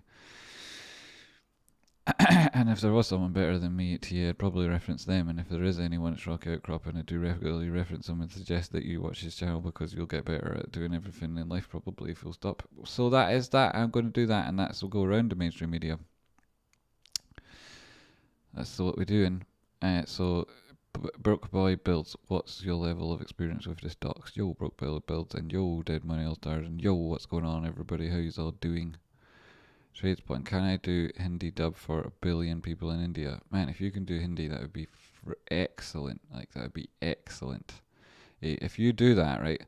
If people want to do this, I'll like up my level of effort on top of what I'm doing, and do like an intro for with your help or anybody's on like the best way for those people to buy GME. So like if you're in India, what is the broker of choice? What is the most accessible way to do it? How can you get fractional shares, non-leveraged shares that won't be lent out? How can you do that via brokers in India for like on a really accessible level? And that's just like one option, not complicated. It has to be like, if possible, free for them to use the app, not necessarily make the orders. I'm not here to promote payment for order flow, fuck's sake. You know what I'm saying? And if we could, right, if anyone's able to try Hindi or anything, right, anything, Spain, Spanish, in which case there's loads of different brokers, obviously, because there's so many countries in the world speak Spanish and that. But you know, we could do something there too. We can put, you know, it's not that impossible. We'll put a list together, and I'll do the video about that. And we'll do it also in Chinese, like Spanish and Chinese, Hindi. Imagine you had those 3 languages and that, and it was just the TA, and it was not like all the other stuff. They could feel free to tune in for the other stuff, obviously, but they'd be brought to the greater community at large. And then from a neutral thing, TA, they can go off and branch into like any of the YouTubers have got like different personalities and outlines and relationships with their audience and certain things. and people can choose who they want to watch. But like, we could bring them all onto a level of financial literacy too, so that they're like at least buying it at the right points in time, like i.e. the same time as us. Not that that's organised. Cockroach Rancher, that is good advice. I need to remember this more. Midnight here, just having my first real meal today. Yeah, so if you want to help with that, like, I'll try it myself, and like, if nobody wants to or is able to, or if there's another language that we can't quite get to just between yourselves and me, and I, then sure, like, we can pay someone to do it or whatever. On one of these places where you pay people to do things like that. I'm sure there's good ones out there for this kind of thing. By now, right? It must be. So back to prices, 203.14. We were in this move here with some sort of pennant. Don't know if I put much stock in that, but while it was going, it was obvious. Here's where you're paying your attention. 2 days, you've hit the top Bollinger Band. Now you're resting just below it. Do you come back down, touch the center line, or do you slowly do one of these sort of things? Much lower volatility, much smaller range, and even like your open and close not far away from your prices extreme during the day. So we'll see. This one is again similar situation with this candle. Whoops, did I just draw something there? No. Why is that doing that? I'm moving something, but it's not this. Oh, it's stretched out too much already. Yes, microphone check. 45 minutes left of power hour, so we don't want to spend too long on the 2 day. Let's drop down to the 4 hour and say this candle's going to be closing at the end of these 45 minutes, and it'll be important still within this pennant shape on that time frame. On that time frame, it'd be silly to use that tiny a little drawing to try and predict price action, but you know, we'll see at the little when we go down to the smaller time frames what the implications of being below it or above it are. And you can see here it encaptures most of it. Here's what potentially an open below it. Obviously, once you zoom in, it's quite extreme. Maybe you'd trick it to one of these two rather than this, or else you'd have it on that body. But these wicks all seem to catch it quite well. Anyway, so it's not really an open and close outside of it. And what you're actually looking at here isn't that pennant indeed at all. It's this Fibonacci 382 at $202, and closing above that at the end of the day. It's another day where, you know, the vast majority all for but the blink of an eye were above $200. Amazing. It's amazing. It really is amazing. And Wilfric had this challenge, which probably, I don't know, I haven't seen him in chats because he's been bankrupted, because he did the same challenge earlier with Rocky. Although he may be here, and if so, I'm not ignoring you, mate. Tradespotting, just you two, quality, not quantity. What was we talking about there? I can't remember now. Almost 200 million shares and about to go red again. Yes, fuck that, man. Yeah, there's the daily time frame. Get that candle there. It is red. About to go red would be obviously either as you go, the candle turned red, in this case purple, or it would be as the day is about to close, and the day is not all that far away from closing. But where is it going to go? And does this flip around? You know, there's potential for it. Here's your volume at the bottom there, Wise. I can see why now. I don't need so much on this green, really. Yeah, well, there's your daily time frame. Now, this is a very good candle. How many more of those can you expect to get in a row? 1, 2 at that stage, and you had this gap that was very bullish result in the open, and the third one of those, that break in resistance here. You're looking at that above you. So it might be difficult, you know. Maybe this week might then spend a little bit of time between where we are now and 213. Do I know anything about TRTC? Well, I could have a look at it if you'd like me to. Dragon Slayer, Tradespotting, I speak several languages, but I think that this is the most useful one in terms of territory coverage is Russian. If you put together concrete TA, I can translate it. Well, man, I'm out here putting together some concrete TA. And you speak it to Russian as well as other languages. Russian's so hard to learn. Well done. I'm watching me. Well done. What a patronising idiot I am. And maybe you speak Russian because you're from that part of town. Who knows how? Well, I can't possibly say. Ha ha ha. Anyway, thanks, Dragon Slayer. You are a legend. Yes, I'll put together the busy TA for apes. This is kind of just meandering, talking about things, answering questions about burst off the back of the stuff I was saying on the weekly, and working back down to those time frames where I then do the TA for day. That's amazing. Like, wow, imagine, like, in terms of landmass, yeah, for sure. Think how much landmass we could cover. Think how many. Anyway, I drew all these things, right? I've been conscious of the fact that this big square is on and features heavily, like, in the our rear view or our, like, right hand mirror window here as price action goes up. I drew all this stuff on before any of it happened, right? At least before most of it happened, and it was still relevant. This whole zone's relevant, but like this shape being so different from the others is quite distracting. And what's not on it as often as this one up here top here at $250. And this is the support and resistance you need to defeat for like the macro trend. I know you can look at things on weeklies and you get distracted by formations, and you can think like, because of the extension of time and blah blah blah blah blah, and this is how you felt last week, and you know you've lost a sock in the washing machine, whatever, right? Shit changes your mind about stuff and your mood, and you know your mood controls so much of your perception, even though you might imagine it to be the other way around, which is why like so many, like we were talking about earlier about marriage and divorce and whatnot, and grumpy old men ruining their own lives. Anyway, so here you go. There's also like this other aspect of life, at least like nice men who go through like difficult times, and then they're not able to constantly express that because like they end up like me, fucking crying all the time. And so shout out to you if you're able to control your emotions at these moments slightly better than I was yesterday. And you know, and if you're, and I don't know why I was talking about divorce again. I think I was trying to lead into a joke, but it definitely didn't end up being a funny one. Yeah. So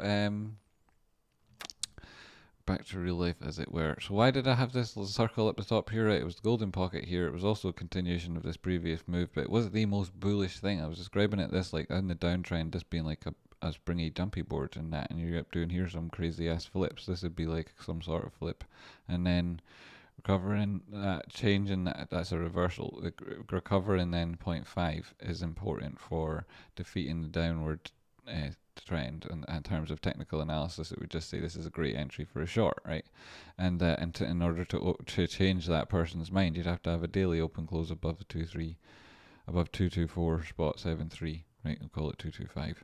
At that point, you'd defeat most people, but the truth is, it'd be going on further than this up to above, and including hopefully the top side of your golden pocket, because you know we've seen so much of this area covered so very quickly that in their normal circumstances, people would have woke up today and been like, because the vast majority of people who are buying into GME or want to buy into GME and have considered or had that thought since, you know, March, aren't watching the thing every day, aren't thinking about it every day. And what they do is they're like, one of these days this thing's going to turn around.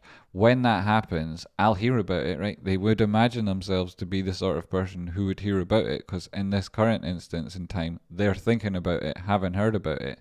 And so they go ahead in life with this complacent attitude that they'll be able to get in on this thing before MOAS, right? There's probably shitloads of people out there who believe that, right? And what happens is, actually something like this happens and it goes up like a huge percentage chunk in a day.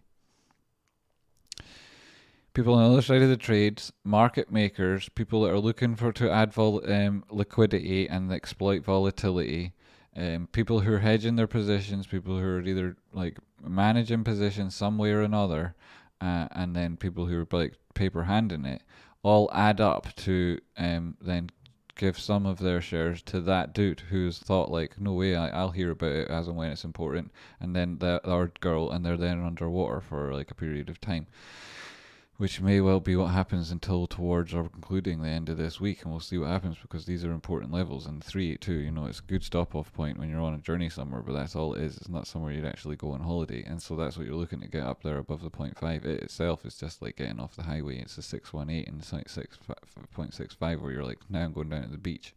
Or here, where you're like, sugar, I'm back in the frickin' old town again, and you're traipsing up and down hills and there's no taxis nowhere. And you think it's great because the sun's shining, and then it starts pissing down, and that's like, oh my goodness, I'm down at the 236, but it's still only 236, which is still a reversal within the context of the previous downtrend.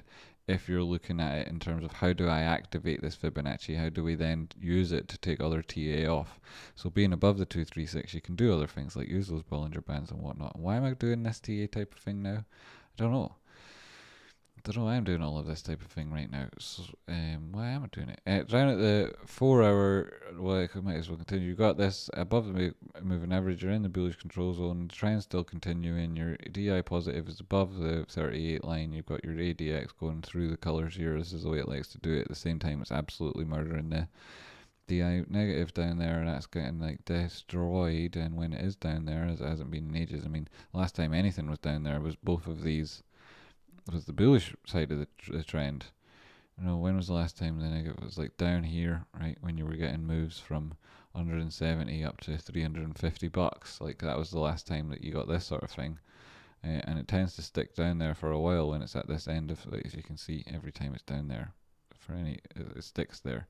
And during that, you're getting huge moves, like huge, and unnaturally so too, because like. It tends to be that you would, in those things, you would get lower and lower and lower volatility, and that would be represented by lower and lower highs and higher lows until such time as the spring sprung. Bing bong. But that's not happening. Like, the volatility is like increasing, and if anything, it's increasing. And it's like also oscillating through the same amount of time for that to happen, and what is that indicative of? Some secret algorithm that controls the world? No, it isn't. Though it is people shitting a brick, that's for sure happening. Anyway, so it's a 382, not important. No, it's around about 0.5. No, that's just like the exit junction. It's a 618 you're looking at, but it's so much above those things looking left, which is important, right? Not the moving averages that I have on the chart, which are the most important ones, I say so. Plus I've got the 8 on, which isn't, and I've included it anyway, and you can see it itself is coming up here at the bottom of price action, probably supports it on these 4 hour time frames. It's looking left, and you're like, well, we've got these body highs and this wick high at this moment here itself, which then put in a secondary high, which was clearly lower and happened below the center line. This price action happening above the center line is very positive, and when price action on the RSI, when as it does here, it came and tested it, it's above all moving average and it's in the bullish control zone, so it's even more positive. But just speaking about when it's above the center line, as we touched on that DMI, and we talked about what happens when these things are as they were. Similarly, if you look at this RSI in the same fashion and say, well, what's going on above the center line, and when your RSI is above there and it's above its own exponential moving average, let's just check like the last 5 times that it did something like this. RSI above the center line and above its own moving average, having made it into the bullish control zone. So here's once. Tried it, didn't make it, so it's not as bullish as it is now. And then the second time it made it and had 1, 2, 3, and subsequent to that it went from 229 to 343, so $120, so 50% move, right? That one got you a 50% move. This time in once, then up in it again, and let's call that 171, and it went to 350, right? Let's call that for 100% move that time. And then previous to that, what else did it do? Well, this one, I mean, there's no even point measuring it anymore, right? Because it's gone up thousands of percent now. So, like, what does it mean? It means it's fucking bullish as fuck, right? That's not just one thing, that's 2 things. Plus, we're looking at this. Plus, like, I say look left, and where's horizontal resistance? And it's like, well, it's up there a wee bit, and that, and it's like, where's support? Well, it's fucking miles away. Like, that's happened. That's then. Hey, that's then. Like, and it's like you're not even fucking testing the bottom of this bullish control zone on the 4 hour yet. It's like, whoa, while you're in this state of strength of a trend, which is still itself, like, you try to tell me that's ended. Like, there's no way that's ended, because you'd have to then do, like, you'd have to be a fucking absolute tube, right? And you'd have to do the short thesis, and you'd say, well, where is it from that low, right? And then you take it in here and say, there's your high, and you're coming down, your 236 is down here at 205.56, right? We have to get this 4 hour. It has to make sure that it closes below $205. Then, like we say, that only activates the fib, so you're then looking to the next levels, and where might they be, to get past the 50% level and say, like, yeah, then it's more than just a continuation of an upward trend, and it would be a fucking stonking upward trend at that. You'd have to also go through the 200 period moving average on the 4 hour, go back beyond these levels of which were support, then became resistance, and now will then be support, as we've tested once already, and we'll fucking slam that home again. And then you've got these 382 Fibonacci's, which are going through and confirming on the way up in the first place. It's like boom, boom, boom. There's, like, you can't trade this the other way around. And that's not even talking about the volume, right? Look at that. Or the fact that, look what we're doing on this Bollinger Band here, right? 1, 2, 3, 3 outside the Bollinger Band. And then you maybe come in, and have we got in again? No, we haven't. We've not even opened and closed one of them within it. And at the same time, you've got this potentially positive formation happening here. And what's going to happen at the end of today? Well, what's going to happen in the last few minutes of today? What's going to happen in the last few minutes of today? Here's your 382, like we talked about, channel not so important. You came down, tested that, open and closed back within it, and there's a lovely happy face. What do you think's going to happen at the end of today? Right, what's the time? 2031. Nice one. Nice one. Nice one. Boom. I fucking absolutely love you guys. I love every one of you, and I have special, extra special love for all the people like Brendan Boot and others who put effort in, especially creative and effort on top of their own time, and make it so that I don't need that open anymore, do I? I can just use this on top of it. It's not on top of it. There it is. Boom, boom, boom, boom. Who do that stuff and make it so that, like, the channel's like now the same. It'll be said for the people who dragons, like, anyone who. I also noticed, I think I noticed somebody say something about Vietnamese, but the chat was moving at the time, and then I just missed it, and I was like, well, sugar.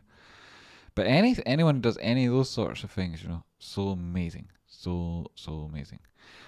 To like be in this position and get to speak to people who are so talented, and that's amazing. Never mind for them to, like, appreciate what I'm doing, contribute in that way. It's, like, amazing. Thanks so much. And yes, so no, my goodness, no. So, like, here's your 382. Do we hold it? What is this? This is 15 minutes. So there's there's plenty of time left on that. And the candle beforehand, 1, 2, 3 negatives. That wouldn't be great. Here's your lower level Bollinger Band. That's not like where you're likely go in the most extended part of that move. You're below the center line on the RSI on this 15 minutes, but you have been here or hereabouts for a while. You're below its own moving average. This is the area where it turned around before on this time frame, and has done previous to that as well here before the formation, and that seems to be the inflection point. So we'll see, could have a little bit left to go, or it could just bounce. 382 open and close below it on a 15 minute would mean it'd have to take not just this one but the end of today, and I don't think that's going to happen at the end of today. I think we're going to come back up inside this thing at the end of the day, possibly be near the top of it, but I think likely we'll be in it. If not, then it could be, like, because we are only on a 15 minute time frame, this pennant evolves into, like, lower highs and higher lows, or lower lows more likely, and you get some sort of, alternatively, some sort of bull flag. That could be what comes out of this. You could take it across this wick here in these second highs and say maybe it forms like that, and that drops through there. This recent price action will have to get caught by some demand line. I'm not sure what this one represents exactly on this time frame, but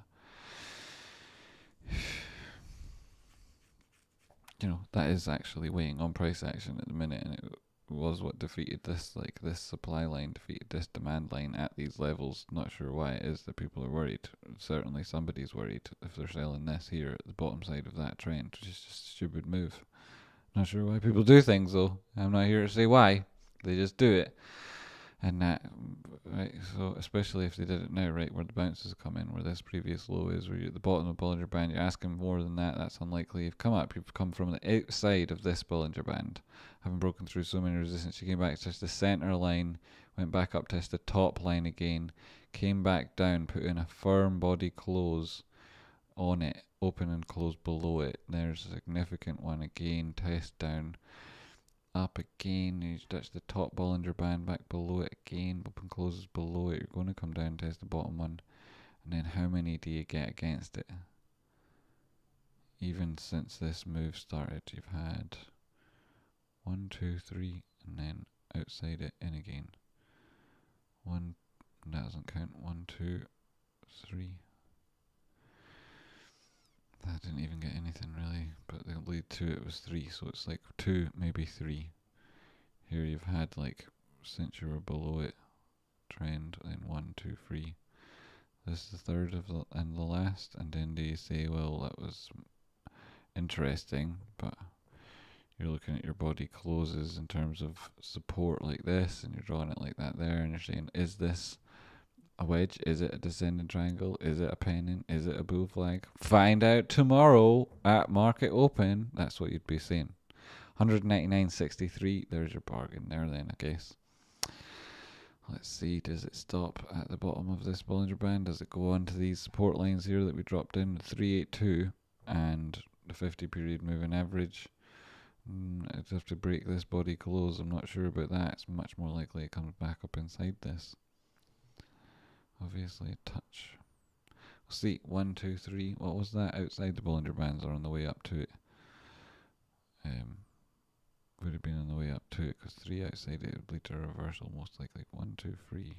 We'll see what's the average true range on these things. Probably likely that does come back up a bit from where it is. 198.78. So that'll be it. You know, people will be thinking that's a bargain and want to buy that around that price. And I'm going to quickly go and use the bathroom and hope that my leg isn't so numb that I actually don't fall over. 2 seconds. I can go back to this camera.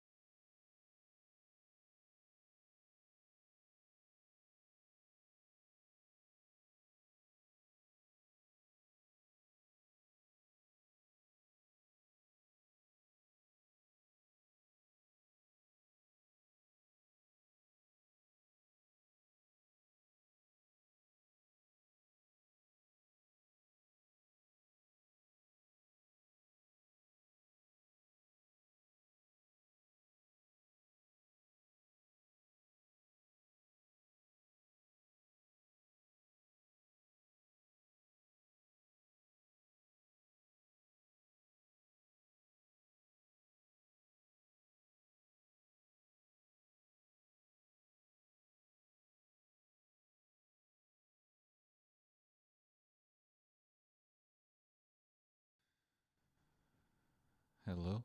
Hello. And I'm back. How is everybody? There is Wolfrix. There you are. There you are, buddy. 8-Ball needs help. It's an appealing to 8-Ball and you're in a severe difficulty. There he is, Martin Nguyen, the legend himself. A secret cave under a volcano.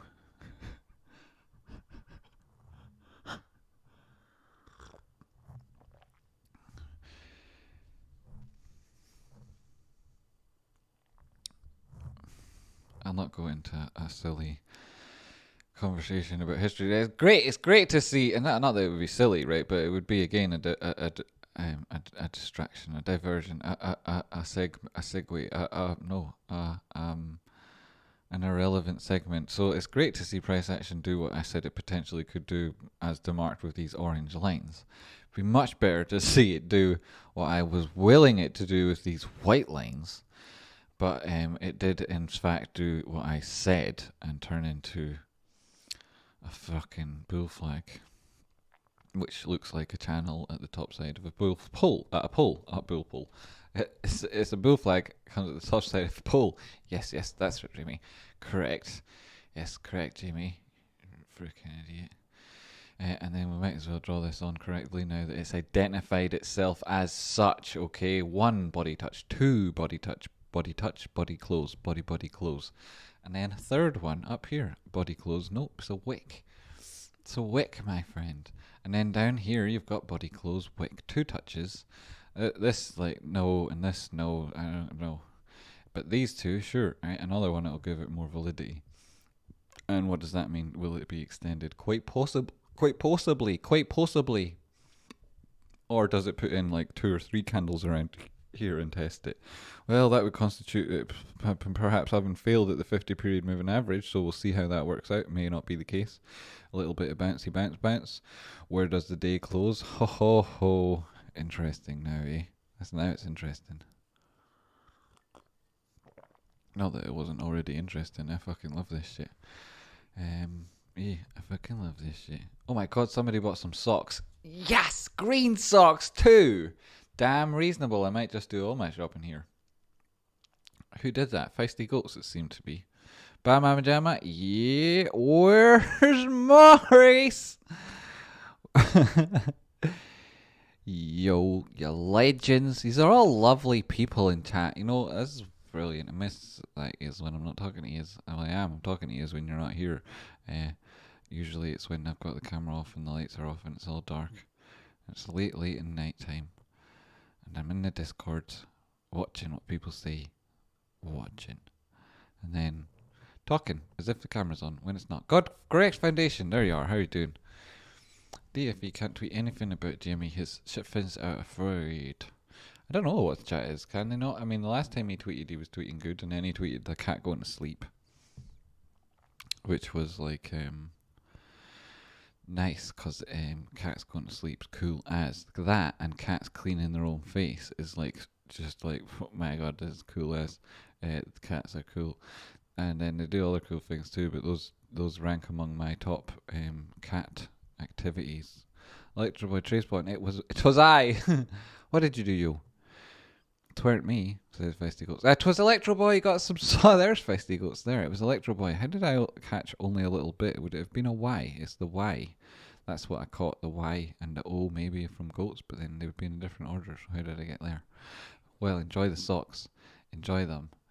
They are amazing. Bam Mama Jam, I'll tell you all about those socks. They are amazing socks. Thanks so much for the support.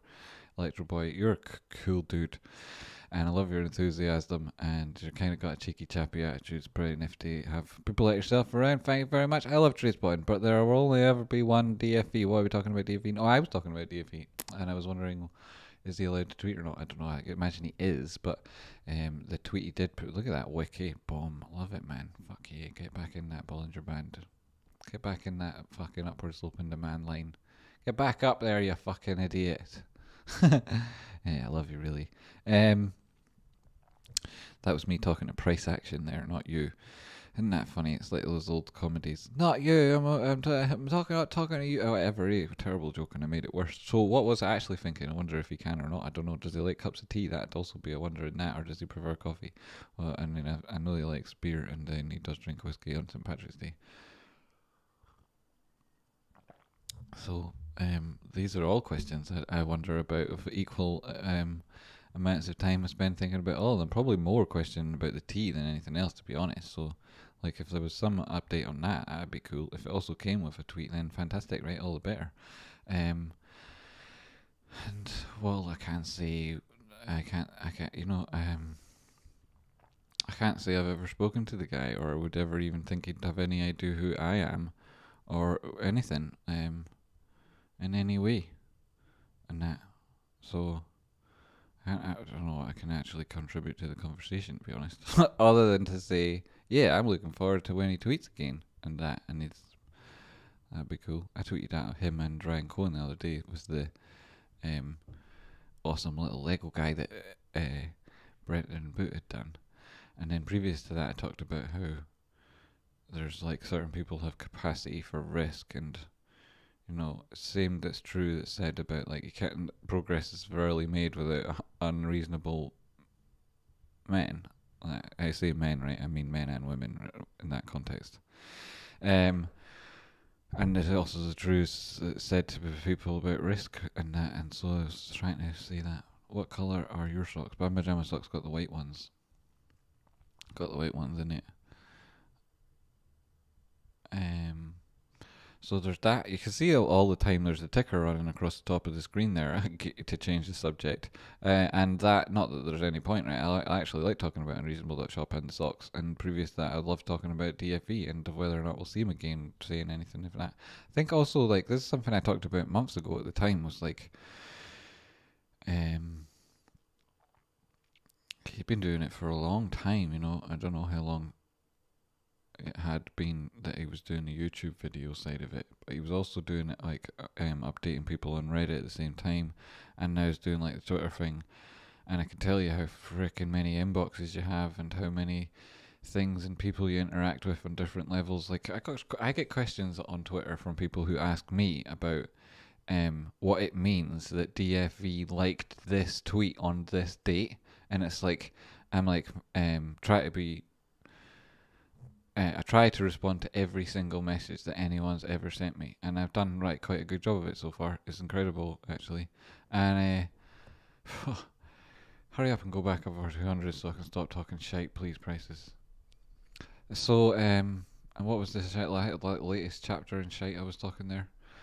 Something along the lines of, you get so many inboxes and that, and it's really loads of work, and he's already taken prices from took people with him on prices from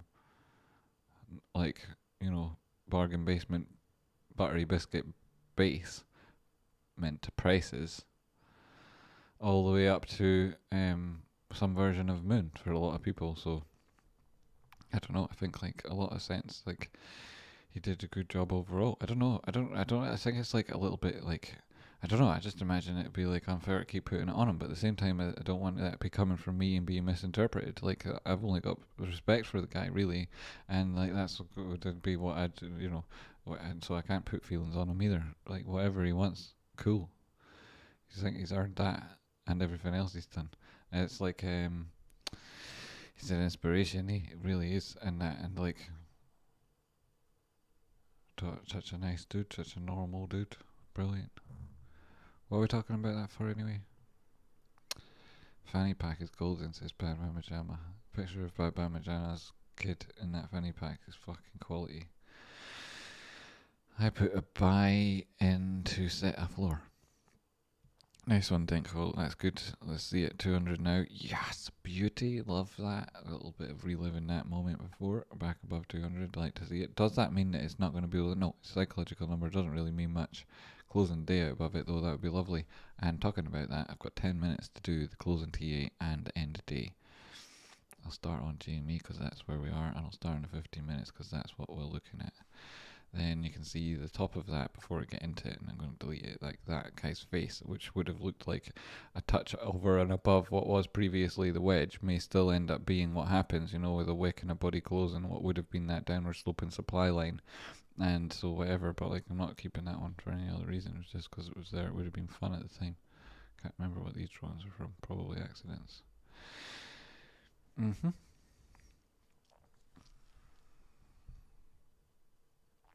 Where's a record button? And then perhaps this will get translated into other languages, which would be freaking awesome, you know? But it'd be freaking awesome. Hi, I'm Jamie. This is Tradespotting, and we are going to do the busy folks quick rundown of the TMA TA on GME by GME starting out and on a 15-minute time frame, and you can see that we're in this potentially a bull flag, but it's certainly a channel, and it's not just represented by these lines I've made up. They're also sort of similar to this little dinosaur you can see created by the Bollinger Bands. This dinosaur is also known as Loch Ness, and you can find it in Scotland. If you want to know more about that, check out visitscotland.com. And in the meantime, what does we say about this? Well, as you can see, it's got its intestines as demarked by this yellow line that go right through the belly of the beast, and we have been on the top side of that for a significant number of candle opens and closes, and very few on the underside of it. And like Jonah in the whale, it gets dark, it gets scary. At this point, we managed to get right back up to his eyeball. Anyway, the top of that, right, which is not actually a channel, and like I say, it's just lines I've drawn, may or may not be a bull flag. And what does that mean? Well, it speaks to the psychology of the market participants who are in control of price action. It looks like a flag that comes at the end of a pole. That flag has lower highs and lower lows. That's a bullish flag at the end of a pole, and that extension to the top side, and it has a measured move off it. It could either be the same size as the pole again, or it could be a measurement from the top side to the bottom side of the channel and then drop that on it. And usually you'll see one of two things happen with bull flags depending on the strength of the move outside of them, and that is again gives context to the greater Fibonacci, which with that price action is within. And so we're on a 15 minutes time frame here. You can see that there's potentially a number of measured moves out of this, what I would say represents psychology to a reliable degree is a bull flag. And I'd say at this point of it, when you break out on the top side of this channel, which will come somewhere around likely even where prices are at the minute, but likely also one of these higher Fibonacci's or support and resistance zones, this 236, certainly very likely it'll be above there. A breakout in it around this point in time, which is, you know, well, at some point tomorrow morning perhaps, or early afternoon. We'll see how that goes, but it could easily be that this is not a long-lived pattern. You're above the 50 period moving average, you're falling out of the mouth of this thing, but that's why Bollinger Bands work, right? They come in afterwards, so you wouldn't have actually known that you're climbing out of Messi at the time. The 236 and the 200 period moving average on the greater move way below you now, and I think out in their rear view mirror, this 50 period moving average will prove to be a good test. Simple period moving average, even though it's on a 15 minute time frame. As you know, when I go and click on the hourly time frame, that same area,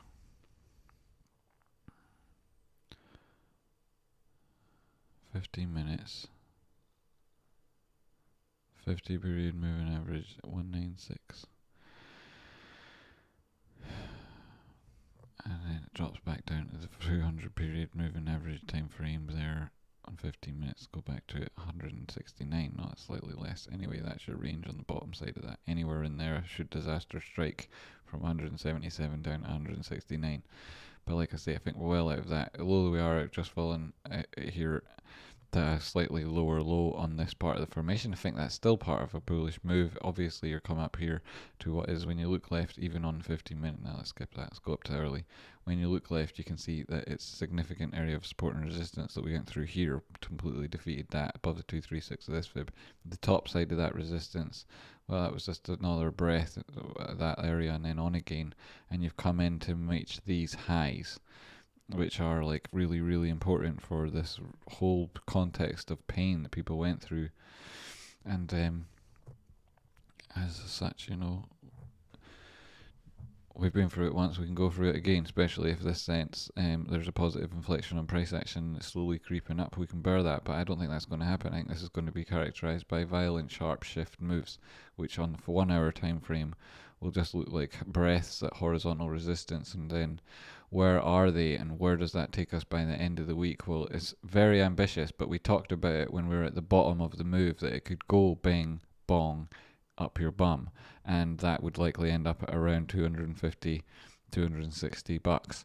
But along the way, there's certain areas where it'll have to pay attention to, and those are the areas we talked about below that we went straight through, which we can now say will be very good if we ever in there, will be very likely to support price. But where they're going to get there isn't very likely, because we went through the 236, we went through the 382, and we touched right up at the 50%, put in a wick, and now you're getting body closes at resistance.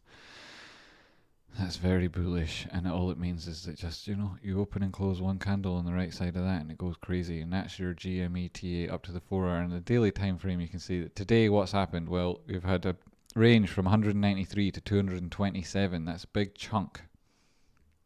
It's nothing compared to what we did yesterday. If that was a reaction to this kind of move, if that was the dip that people were afraid of, that's fuck all. Nobody's worried about that. And that, again, as I say, that's very bullish. You got your test of the top Bollinger Band. It went above it, opened and closed a daily outside the Bollinger Band. You can't call that a dip. That isn't the way that shit works, right? Nor is it a retest of shit all. It's another candle that's opened and closed outside a Bollinger Band on a daily time frame. And if you've watched along and watched what I've said about this before, right, it can lead to some crazy assed shit, right? It can open and close outside the top Bollinger Band. It can go crazy, guys. It can go absolutely crazy.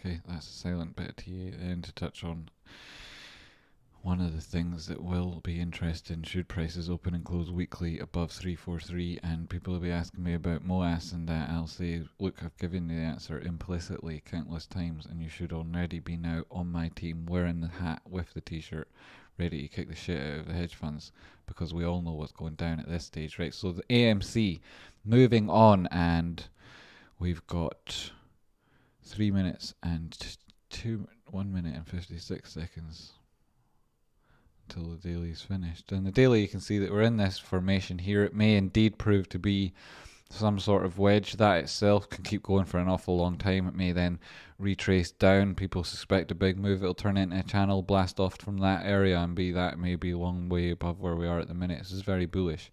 You want to open and close above a 50 period moving average on the daily time frame. You're doing that anywhere in and around where prices are at the minute. You've also got what is quite good on the daily time frame to have got up here and not put in too bad a candle. I suppose it looks a little bit like a doji, but it's got enough of a body on it that I wouldn't say so. The fact that you're opening and closing without any sort of a retracement, you're above the 50 period moving average, you're also above that daily Bollinger Band, top band there, brilliant. And on this, you're above the 0.5, and you've done the full move to the 618. So does that mean it's got more consolidation to do compared to GME, or does that mean it's got more of a bullish extension on its move, or will be fired quicker than GME? And the next side for that in this time frame, 63 bucks. Drop down to 4 hour and get the last little bit of TA in this, and you can see perhaps you're in this formation here. Center line would be a good area for a re-entry on this if you're looking to add up and you missed the end of the first move here, which if you did, you should have been watching my TA because it was obvious. I talked about it for ages, all of this. And if you weren't watching mine and you weren't watching Rocky's, then what are you doing? Because this is where it's at.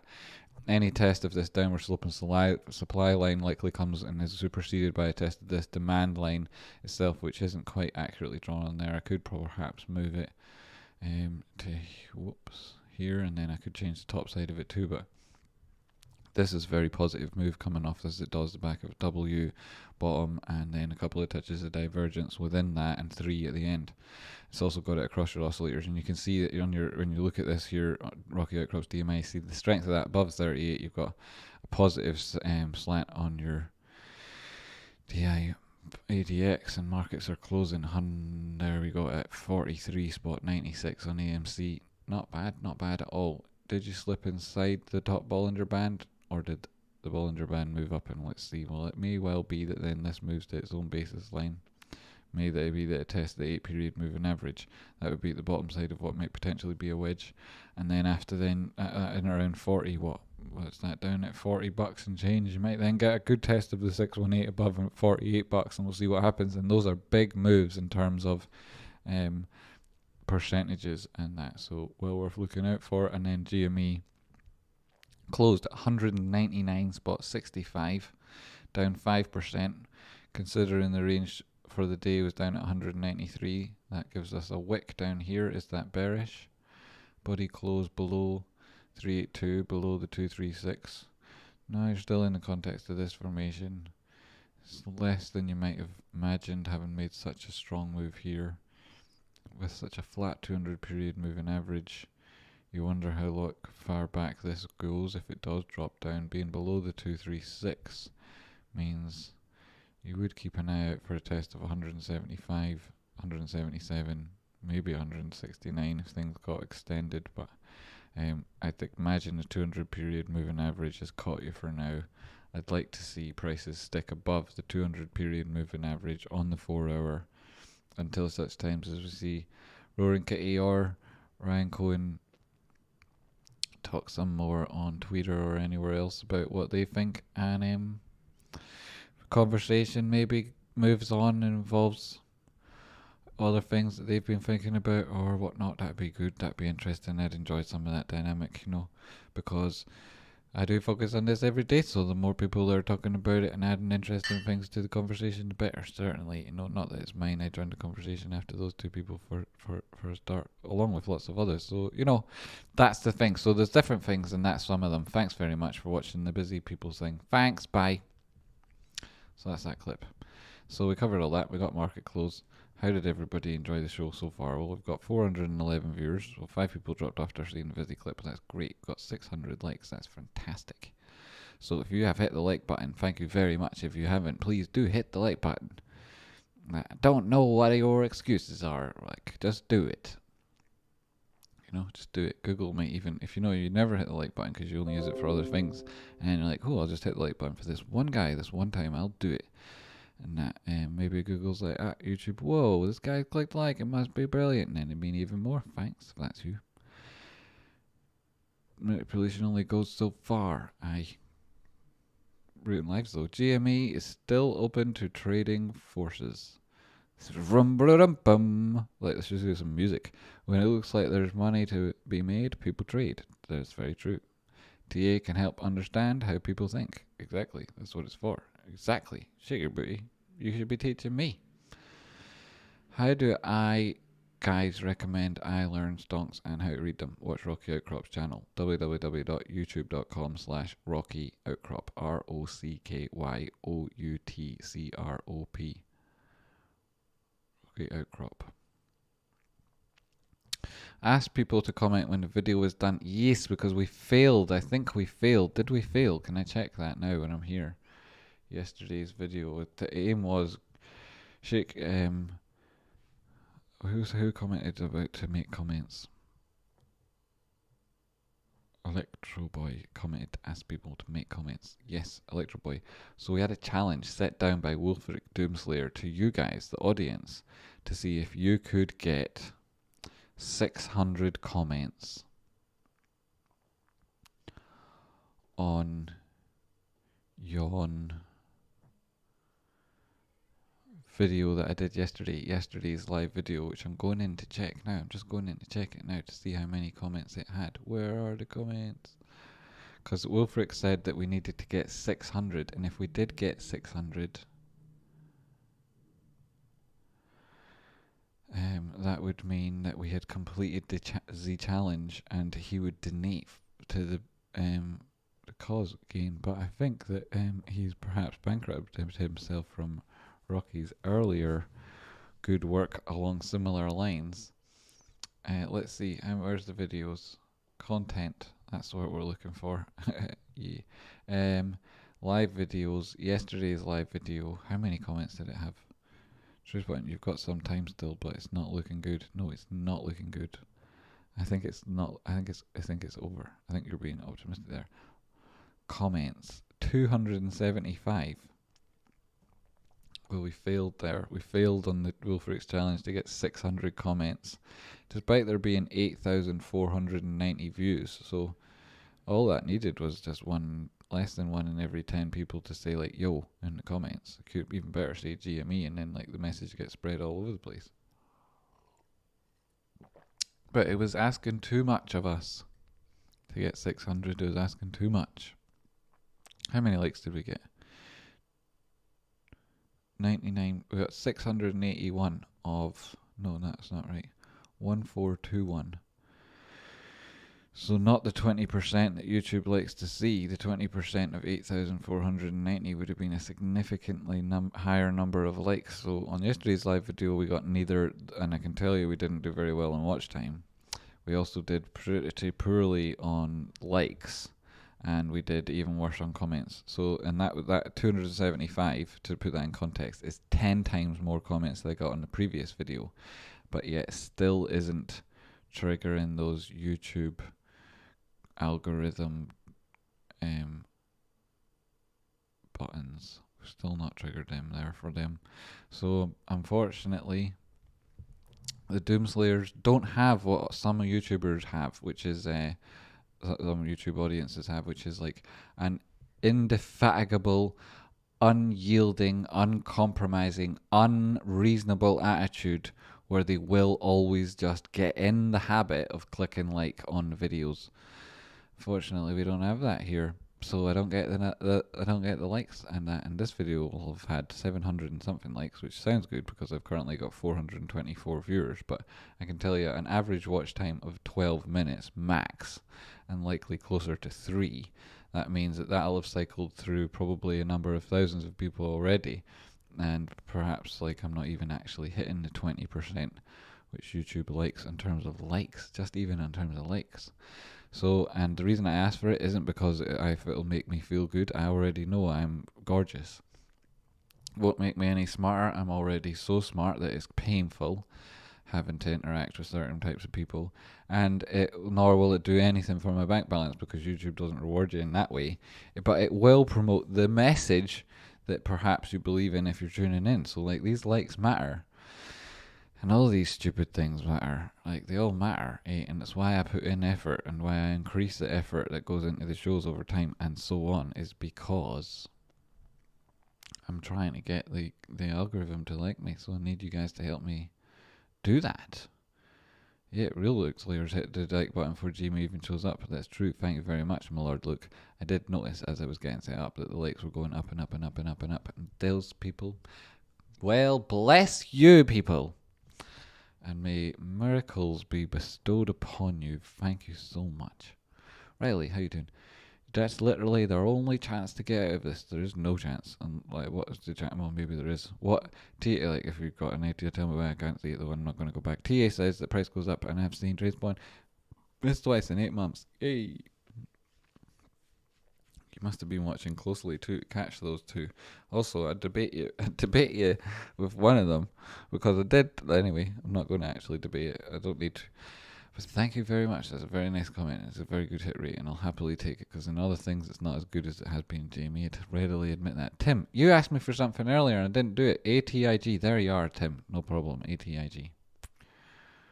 Dum dum dum dum dum dum. Have I done it before?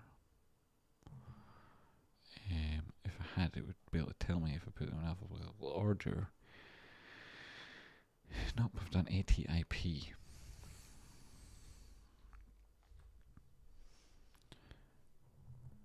Okay. Is that right, ATIG? Have I missed that, Tim? You're trading this in Japan? Where's Tim's message? So I'll double check that. There's Tubes. How you doing, Tubes? I click like every time I start a video, so I never forget. You legend. There's Rocky Outcrop, speaking of legends. Okay, we blame the Americans for this failure. There's Mike. He's jesting. That's a jest. Riley Greg. Action yesterday just confirms all PCCs. Short orders haven't covered. Of course they definitely have not. Can you do TA on ATIG? There it is. ATIG. Definitely what you is asking for. It's either the OT over the counter Atlantis Internet Group Corp, which right isn't that jumping out at me as if that would be what you're asking. But the only other option is the Aristrat G preference shares from the JSE. Johannesburg, right? That's right, right? Yeah, I think it is. It won't tell me, but I think it is. So, I mean, which one is it, Tim? Thanks, I appreciate what you do, and I'll comment more. Tim, you do comment, but yeah, comment more. More. Can I have some more comments, please, sir? Jamie, stop swallowing, get a noise gate. Yeah, I know. I can't even get Streamlabs to work properly. I believe in GME and the MOS. I just wanted to feel even more confident when the thrusters are out in full force. Yeah, well, I mean, they're going to come out when prices are high. That's like got to that stage now where prices come out and out come the thrusters. You know, they don't grow when the price goes down because they're not going to get paid for that type of behavior. Haha, because the funds are short, you know. You got money to burn. Tradespotting, I know nothing. The diamond-handed Tradespotting, I know nothing much, so I'm asking, do you think it means anything much that the stock price has been running away like wee above max pain this week? Ignore it if this is boring. No. It's not boring. It's super interesting. You know, the essence of trading on open interest is looking about where the price action is, where open interest is, so where is most of it, and that's easily defined by looking at the max pain zone, and then saying where is support and resistance, and where does the weekly close come in, and it hasn't happened yet, so it's still a very interesting question. And on top of that, you're saying, well, will that move? Because the trading happens continuously throughout the week. You know, markets are open, trades are happening, whether or not we get to see them or not, still happening. And so open interest adds up and up and up and up. And what side of the strike price? Sorry, what's the open interest where it's most commonly seen, felt, whatever you want to put it? What side of the support and resistance is the strike price for that contract on that expiry, like the biggest, most significant one with regards to that area of max pain? And then that's where you'll look for your liquidity fight. And like the market makers, some of them will be like desperately sweating a, you know, that's normally a good question. Thank you for asking. It is a good question. I don't know if I answered it properly. What was it again? It was good. It was about the max pain being prices being so far above it. Yeah, so far above it doesn't really matter, right? It actually literally really makes no difference how far above the max pain you are with regards to how you take technical analysis from that point onwards. It's more to do with how if it's beyond support and resistance, if those most important contracts are beyond the support and resistance, and those support and resistance being important as defined by what the chart tells you, and what the chart tells you is actually around 256 for the like get the fuck out of my garden close. So anything above 241, getting close to that's like incredible, you know, it really is asking a lot. And then putting that in context, anything around down 233 is still like really, really good. 235 even better, you know, and that's so cool. But then like we're at just under 200, and like to tell you the truth, there's has done and can't ignore the fact, because I've said it maybe 30 times in the last 60 days, that 222 is a very important number. So you got to look to that as well. And then you got to think, well, how does it go? You know, when most of the market is wrong most of the time, how is that best represented when you're also finishing within the max pain zone most of the time?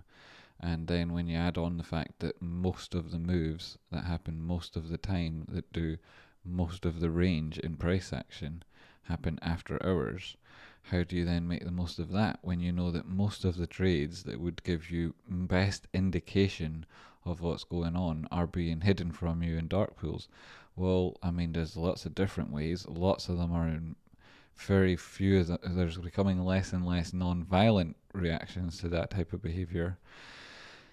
But at the end of the day, you've got rights, and you stand up for them. If people push you to the edge, and it's like, well, this is the last vestige of justice can be found in this arena of infinite risk where those people who come to glory or death, then they know what they're doing when they knock on the front door and that. And if that's what's going to happen, then that's what's going to happen. I'm not mixing my words, and I'm not speaking in any particular way to cause any particular action. I'm just saying, everybody's really fucked off.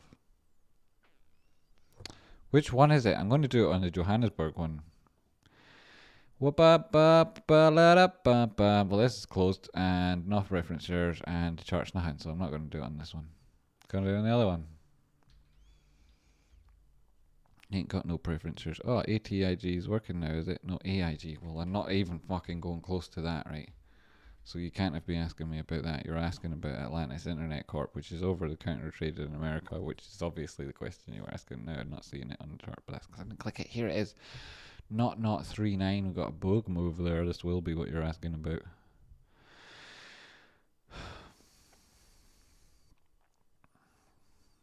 Okay, I see. Well, this likes a move or two, doesn't it? Was that it down there at 0, eh? It nearly got into minus pricing. Not bad. Not bad, son. Not bad.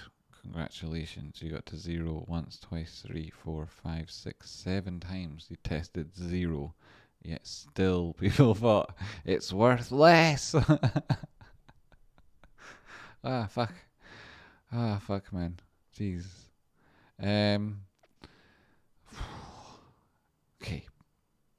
Okay.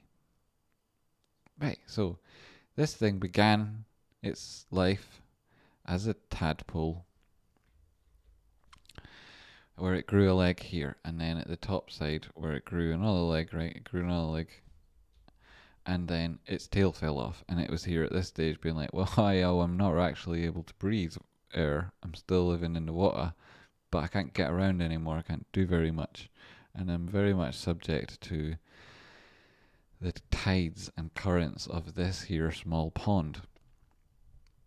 And what happened was, well, at this point, right, you were in the tadpole pond and the TIG tadpole pond, and it was quite a hot summer's day. Air was beating at Farmer Joe's face, and he left the farm and went off really early, because you know what it's like when you're a farmer. You have to get up very, very early to meet and greet the cows.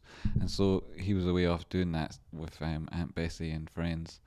And as that was happening, yon pond was evaporating bit by bit, getting stodgier and stodgier and stodgier, which was both good and bad for this here tadpole, who, as we know, had 2 legs, not all 4, that the frogs could benefit from, but yet without its precious tail. And so it was still learning how to go from amphibious to also potentially able to breathe and walk around. Sorry, now rather than breathing underwater would be amphibious, and at this stage it was really, really subject to the weather and so on, and that's quite a sad story for a little tadpole. And what happened was, as the farmer left, there was this man who hid outside the farmer's house on the other side of the farmer's white picket fence, and he heard the roaring engine and he saw the dust kicked up by the tires, and he thought, this is my moment, right? And he reached behind him in his bag and he took out this huge wheel he'd built himself, which was on this little axle, and it span round just like Wheel of Fortune. At the top he had a little peg, and every single edge of this he'd put through a little nail through each extreme edge of this wooden contraption, this homemade Wheel of Fortune, if you will. And what he did was this was it, this was his moment. He made a run for it. He went straight for the tadpole pond, right? And he grabbed all these tadpoles, all of its tadpoles, and all of its little family of tadpoles, in fact. But this one in particular, he pinned him on right at the bottom, and then he whipped that thing round, right? He span it as fast as he could. It was, you know, it's every one of these little nails tapping the peg, boom, boom, boom, boom, boom, boom, boom, boom, boom, boom, boom. And then finally, bump, bump, bump, bump, bump, bump, slowed down, bump, bump, bump, bump. And our little tadpole, at this stage here on price action, at this stage, boom, ticked into, boom. There you go. It's rested on our little tadpole. Tadpole! Tadpole is the winner! Tadpole is the winner! He shouted. And he was so excited because he always knew that Tadpole was going to win. Not just because he had put Tadpoles as every possible outcome, but also because he had had a little dream back when he was a young boy in Bulgaria. Blah, blah, blah, blah, blah, blah, blah, blah, blah. That one day, that blah, blah, blah, that he himself would be a tadpole cunt. And he'd be sat there talking tadpole shit on a fucking actual congressional hearing, sat around real human beings who have actually done something worthwhile and added to the greater cause that is this and our humanity. And instead we had this stupid fucking tadpole fucking dick and his stupid fucking tadpole fucking life imposed on our fucking time period on Earth. We have to live next door to this fucking tadpole fuck. It's a disgrace. But back to this actually, which is what I kind of deviated there a little bit, to put it lightly, from ATIG. At this point, our little tadpole did manage to exist with outside the pond. Maybe he even escaped that evil man who liked to hide behind a picket fence, and then instead managed to make it above the 200 period moving average, and he held it on this weekly time frame along with a cross. Came back, tested the 50. That was a very good wick. The reaction to it, and the body closes up here. Put in, you wonder, is this rolling over or is it testing support since it's managed to recover? And these areas of the breakout are significant in terms of body closes. These moving averages, exponential and simple too, both very important. Let's drop down now. 2-day says you're just below the 50. You haven't yet tested the 200 since you've had, well, you've had a number of tests of it there since price action went on up again. 200 hasn't actually caught up all that much. You only had 1 day of positive price action to add on to that, and since then you've had a number of ones that have taken the enthusiasm off it. You can see how this is going to do well though, should price action persist above it. The 50 period moving average itself, you want to be above that though. I wouldn't say there's too much to worry about because 21st of May, 25th of August, yeah. Well, you do want to start doing better. Your 8 period moving average, I can see this coming down a little bit more. It's just a question of where does it stop.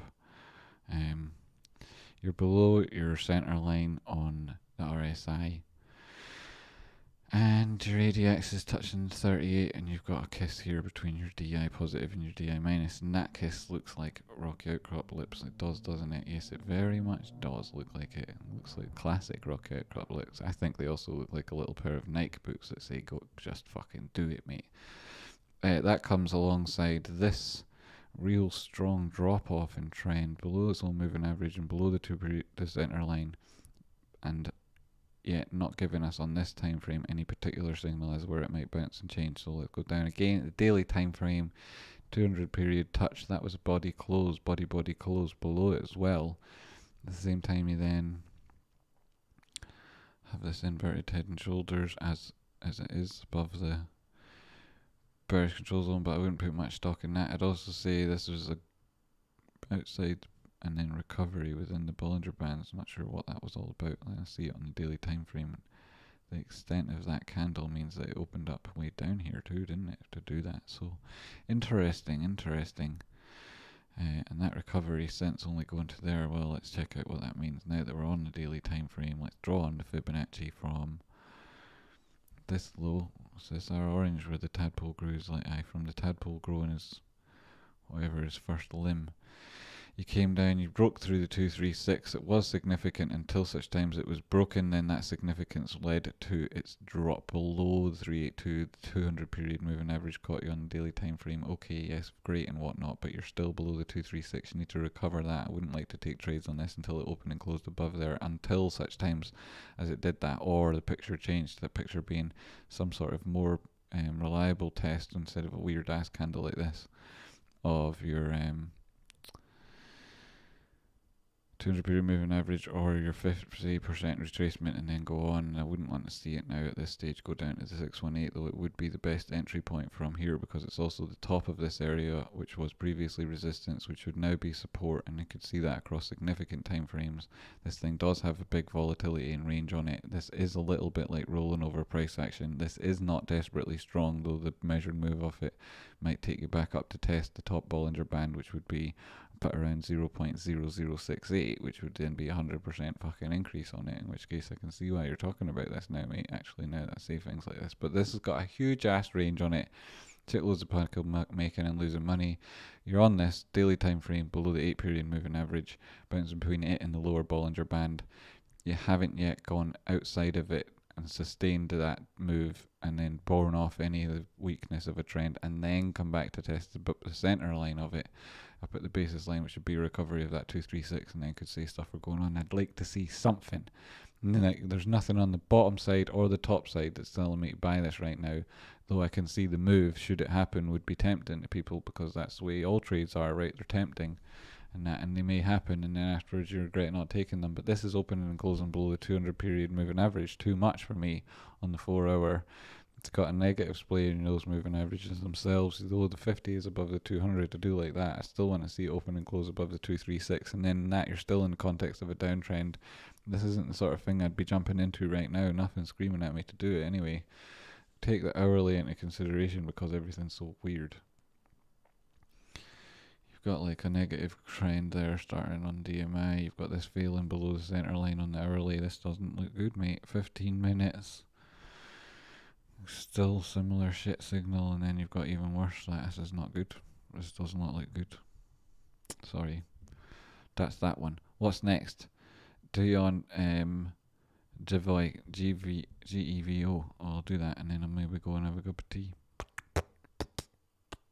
What is it? GEVO. I hope that wasn't your company that I was just doing TA on. Not saying best things about. Feel bad with it if it turned out that it would be. In which case, you should have told me beforehand, mate. I would have told you how amazing it's going to do. Right. Jokes. Or did we get that up? No, we're still on this one. GVVO up 0.84. Today's range 79 to 579 to 630. Okay, you've come down, you've touched your 50 period moving average on 15 minute at the end of that strong trend at which you had bearish divergence on the second move of that. I expect to see it come back and test either, like that 50 isn't strong enough, either this support and resistance horizontally, this 200 period moving average on the hourly time frame, which is at the same place, so probably that, or 4 hour. So your 50 period moving average is obviously, so there, I expect it to do that. That's your TA on that thing. Boom, amazing. What's next?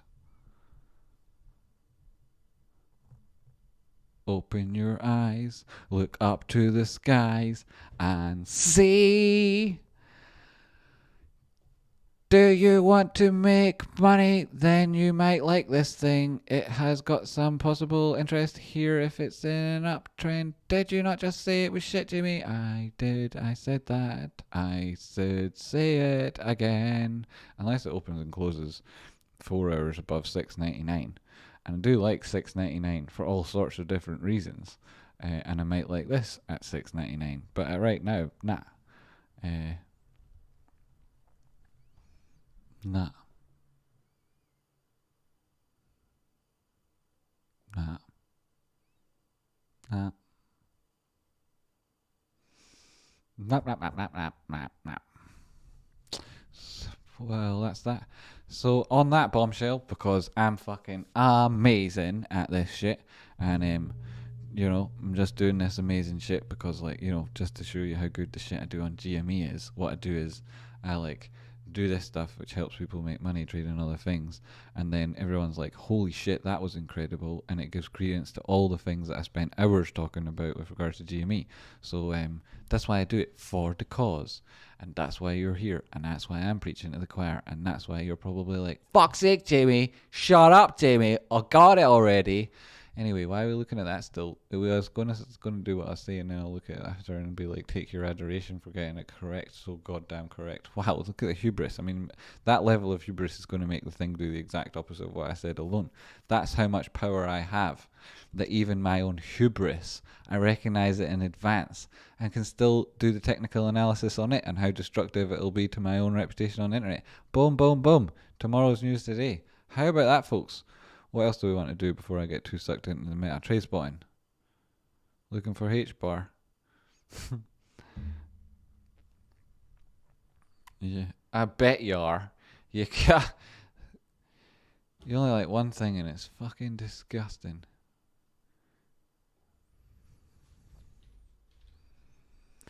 Hedera Hashgraph, US dollar calculated by TradingView. Is that what we're at now? We've reached these levels again, have we? I remember being here once before. H bar USD.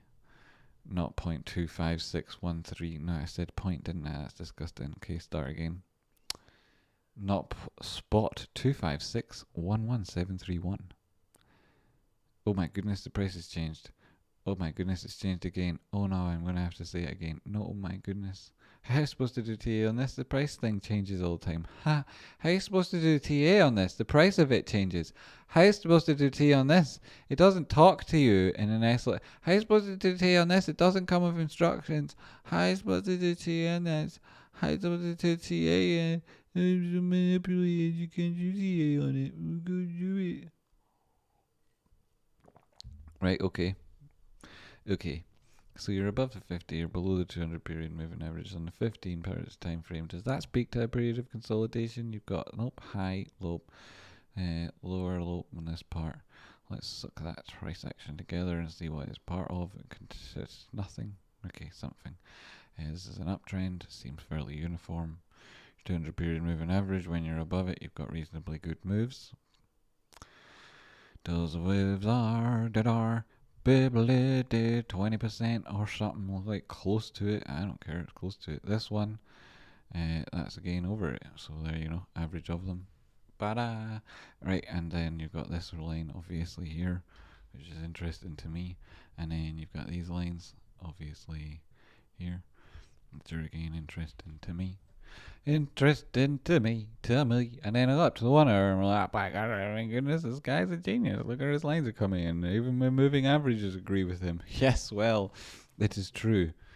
It is true. It's like, how do you move a mountain, or how do you eat an elephant? Well, same answer, right? Bit by bit. Bit by bit. And where's the next bit? The next bit's over here. Jamie, yes? What? So then you've got your 50 period crossed over your 200, and then you had the number of bounces that are around it, and whoop-de-doop-de. Then you got your 4 hour. You can see this is a recovery, and it's a very fucking good one, actually. It's a very fucking good one. Let's take this on from the top down. Like the way all the money works, from the top down, like those gracious 0.01%. Oh, thank you so much. Oh, thank you. It's like, oh, wait a minute, what? So where did we get here? This was your high, this was your low, and you came back up. You made it above the 0.5. Well done, mate. Go. Pat you on the back. You've also got a positive slope on your 200 period moving average on a 4 hour time frame, and you've got a positive split between that and 50, and you're above the center line of your Bollinger Band. Sorry, the basis line. Are you? Well, you're playing with it, flirting with it. Ooh, basis line. Top side of that Bollinger Band has proved to be resistance on body closes, as has on the wicks the 618. At 0.7. Wait a minute. At 0.295. Sorry. And well, not sorry, whatever. And what does this look like? Well, it does. I mean, far be it from me to talk about how these things do look like they could potentially be reversal patterns with W bottoms, with bullish divergence on that bottom. Has now got a recovery above the 236, and then going on touching the 618, and then what it might do if it consolidates at the 50s. percent line on that move. I mean, far be it from me to talk about this all the fucking time, all the time on the channel, and how that looked with that retest of the 50 period at that point, and this trending move, and not consolidation, and in fact an uptrend, and uptrends your friend until the end of that trend, and if that trend takes you up to around 36395, then that friend was very good to you indeed. It was a nice friend, and I would say, thank you very much, friend. What would you like to do in future? And it'll tell me, well, at that point, I'll probably go on and do something absolutely mental, pal. What I'll do is price action will have come in, it'll have put in this low here, it'll have gone up to that level, it'll then come back to in or around, like, say, perhaps 2218, and then put in some sort of cup and handle, maybe something like that, my friend, maybe. Well, we're up here though, you could say, like, but Jamie, isn't it actually some sort of formation like this here? Isn't it like this here? And then you could say, like, well, then there's like this horrible channel, and I'd say, yeah, well, maybe it doesn't look like that, and yeah, it has come up top to that. It's gonna go down there. It's been a long time down there, didn't it? Put in like a lot of different tests of that area. Now one test here to go straight back again, having made such a dramatic move. I doubt it very much. I think more likely it spends some time tracing this level or breaking above it, should it even be a channel like that, which I don't think it is, though it's there and it's real until it isn't. Then you look at this and say, well, maybe it's something like this, and this itself, well, you'd expect this to have broken soon, very soon, in which case it would break down. The measured move from that will take you back to the middle line of this channel that we're in. We'll draw it like that there, and we'll take this, whoops, my daisy. Oh, dee da dee bum. See, it breaks out there and takes you down to 618. That would be the retrace of this already. Yeah, that would be already understandable.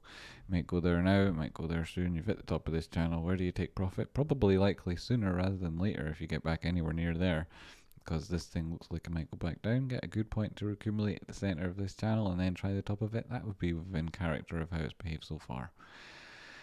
RSI, add that bullish divergence. You've got strength on this move. You've got a touch of not so greatness at the top of it though. We've accumulated above the center line on the 4 hours, but on the 1 hour, I don't know. No, you've not. You've just slipped below it on the 30 minutes. We didn't look at that before. You've slipped below it, and the 15 minutes, you're well below it.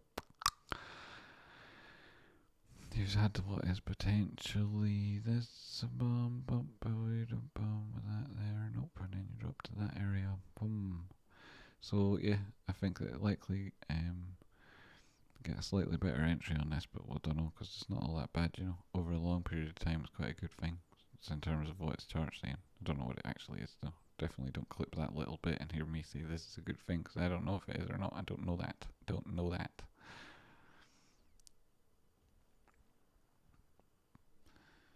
know.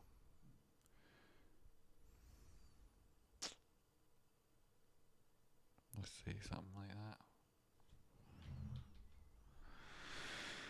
Now, could you get it for less than 0.2? 50 period moving average, lower side of the Bollinger Band, bearish pattern within a downward sloping channel, rolling over price action still in question.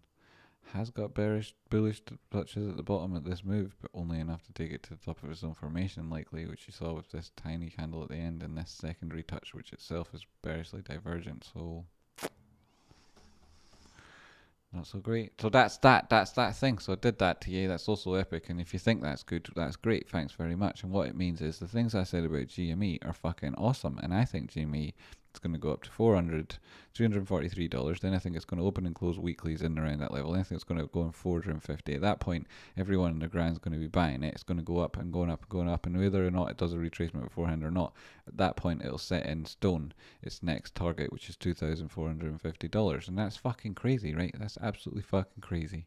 And welcome to the fucking information that you should already know, because like it's happening and it's going to change the fucking world, and you should know about this. You should know about it. Thank you very much. So where is the credits? Thank you very much for tuning in and hitting the like button and all that stuff is what I meant there. Where is the button that I was looking for? It was the credits to say thank you to people. Where is it?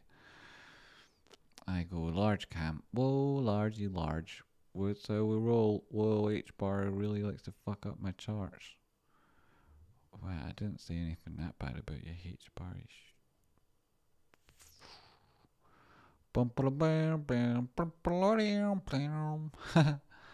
I like it. It's kind of, you know, it's just a little mandolin or what? Is it banjo? Ding ding ding ding ding. Is it? I don't know. You tell me. What is it? Tradespotting, thanks for the charts and the charts. You're welcome. Tadpoles is the winner. Tadpoles is the winner. This video is like, I may have to edit bits of it, you know, who knows, who knows, right? Who knows, maybe not, who knows. So if you were here and you were able to enjoy it, great news. I did, very much, and thank you for joining me, very much. I'm going to get the credits up, that was what I was going to do, yes, roll credits, roll the credits, Jamie, before more crap comes out of your mouth. Where's the credit roll button? Here it is. Boom. Roll your credits. Roll them on. There. Credits. Thank you for supporting the stream.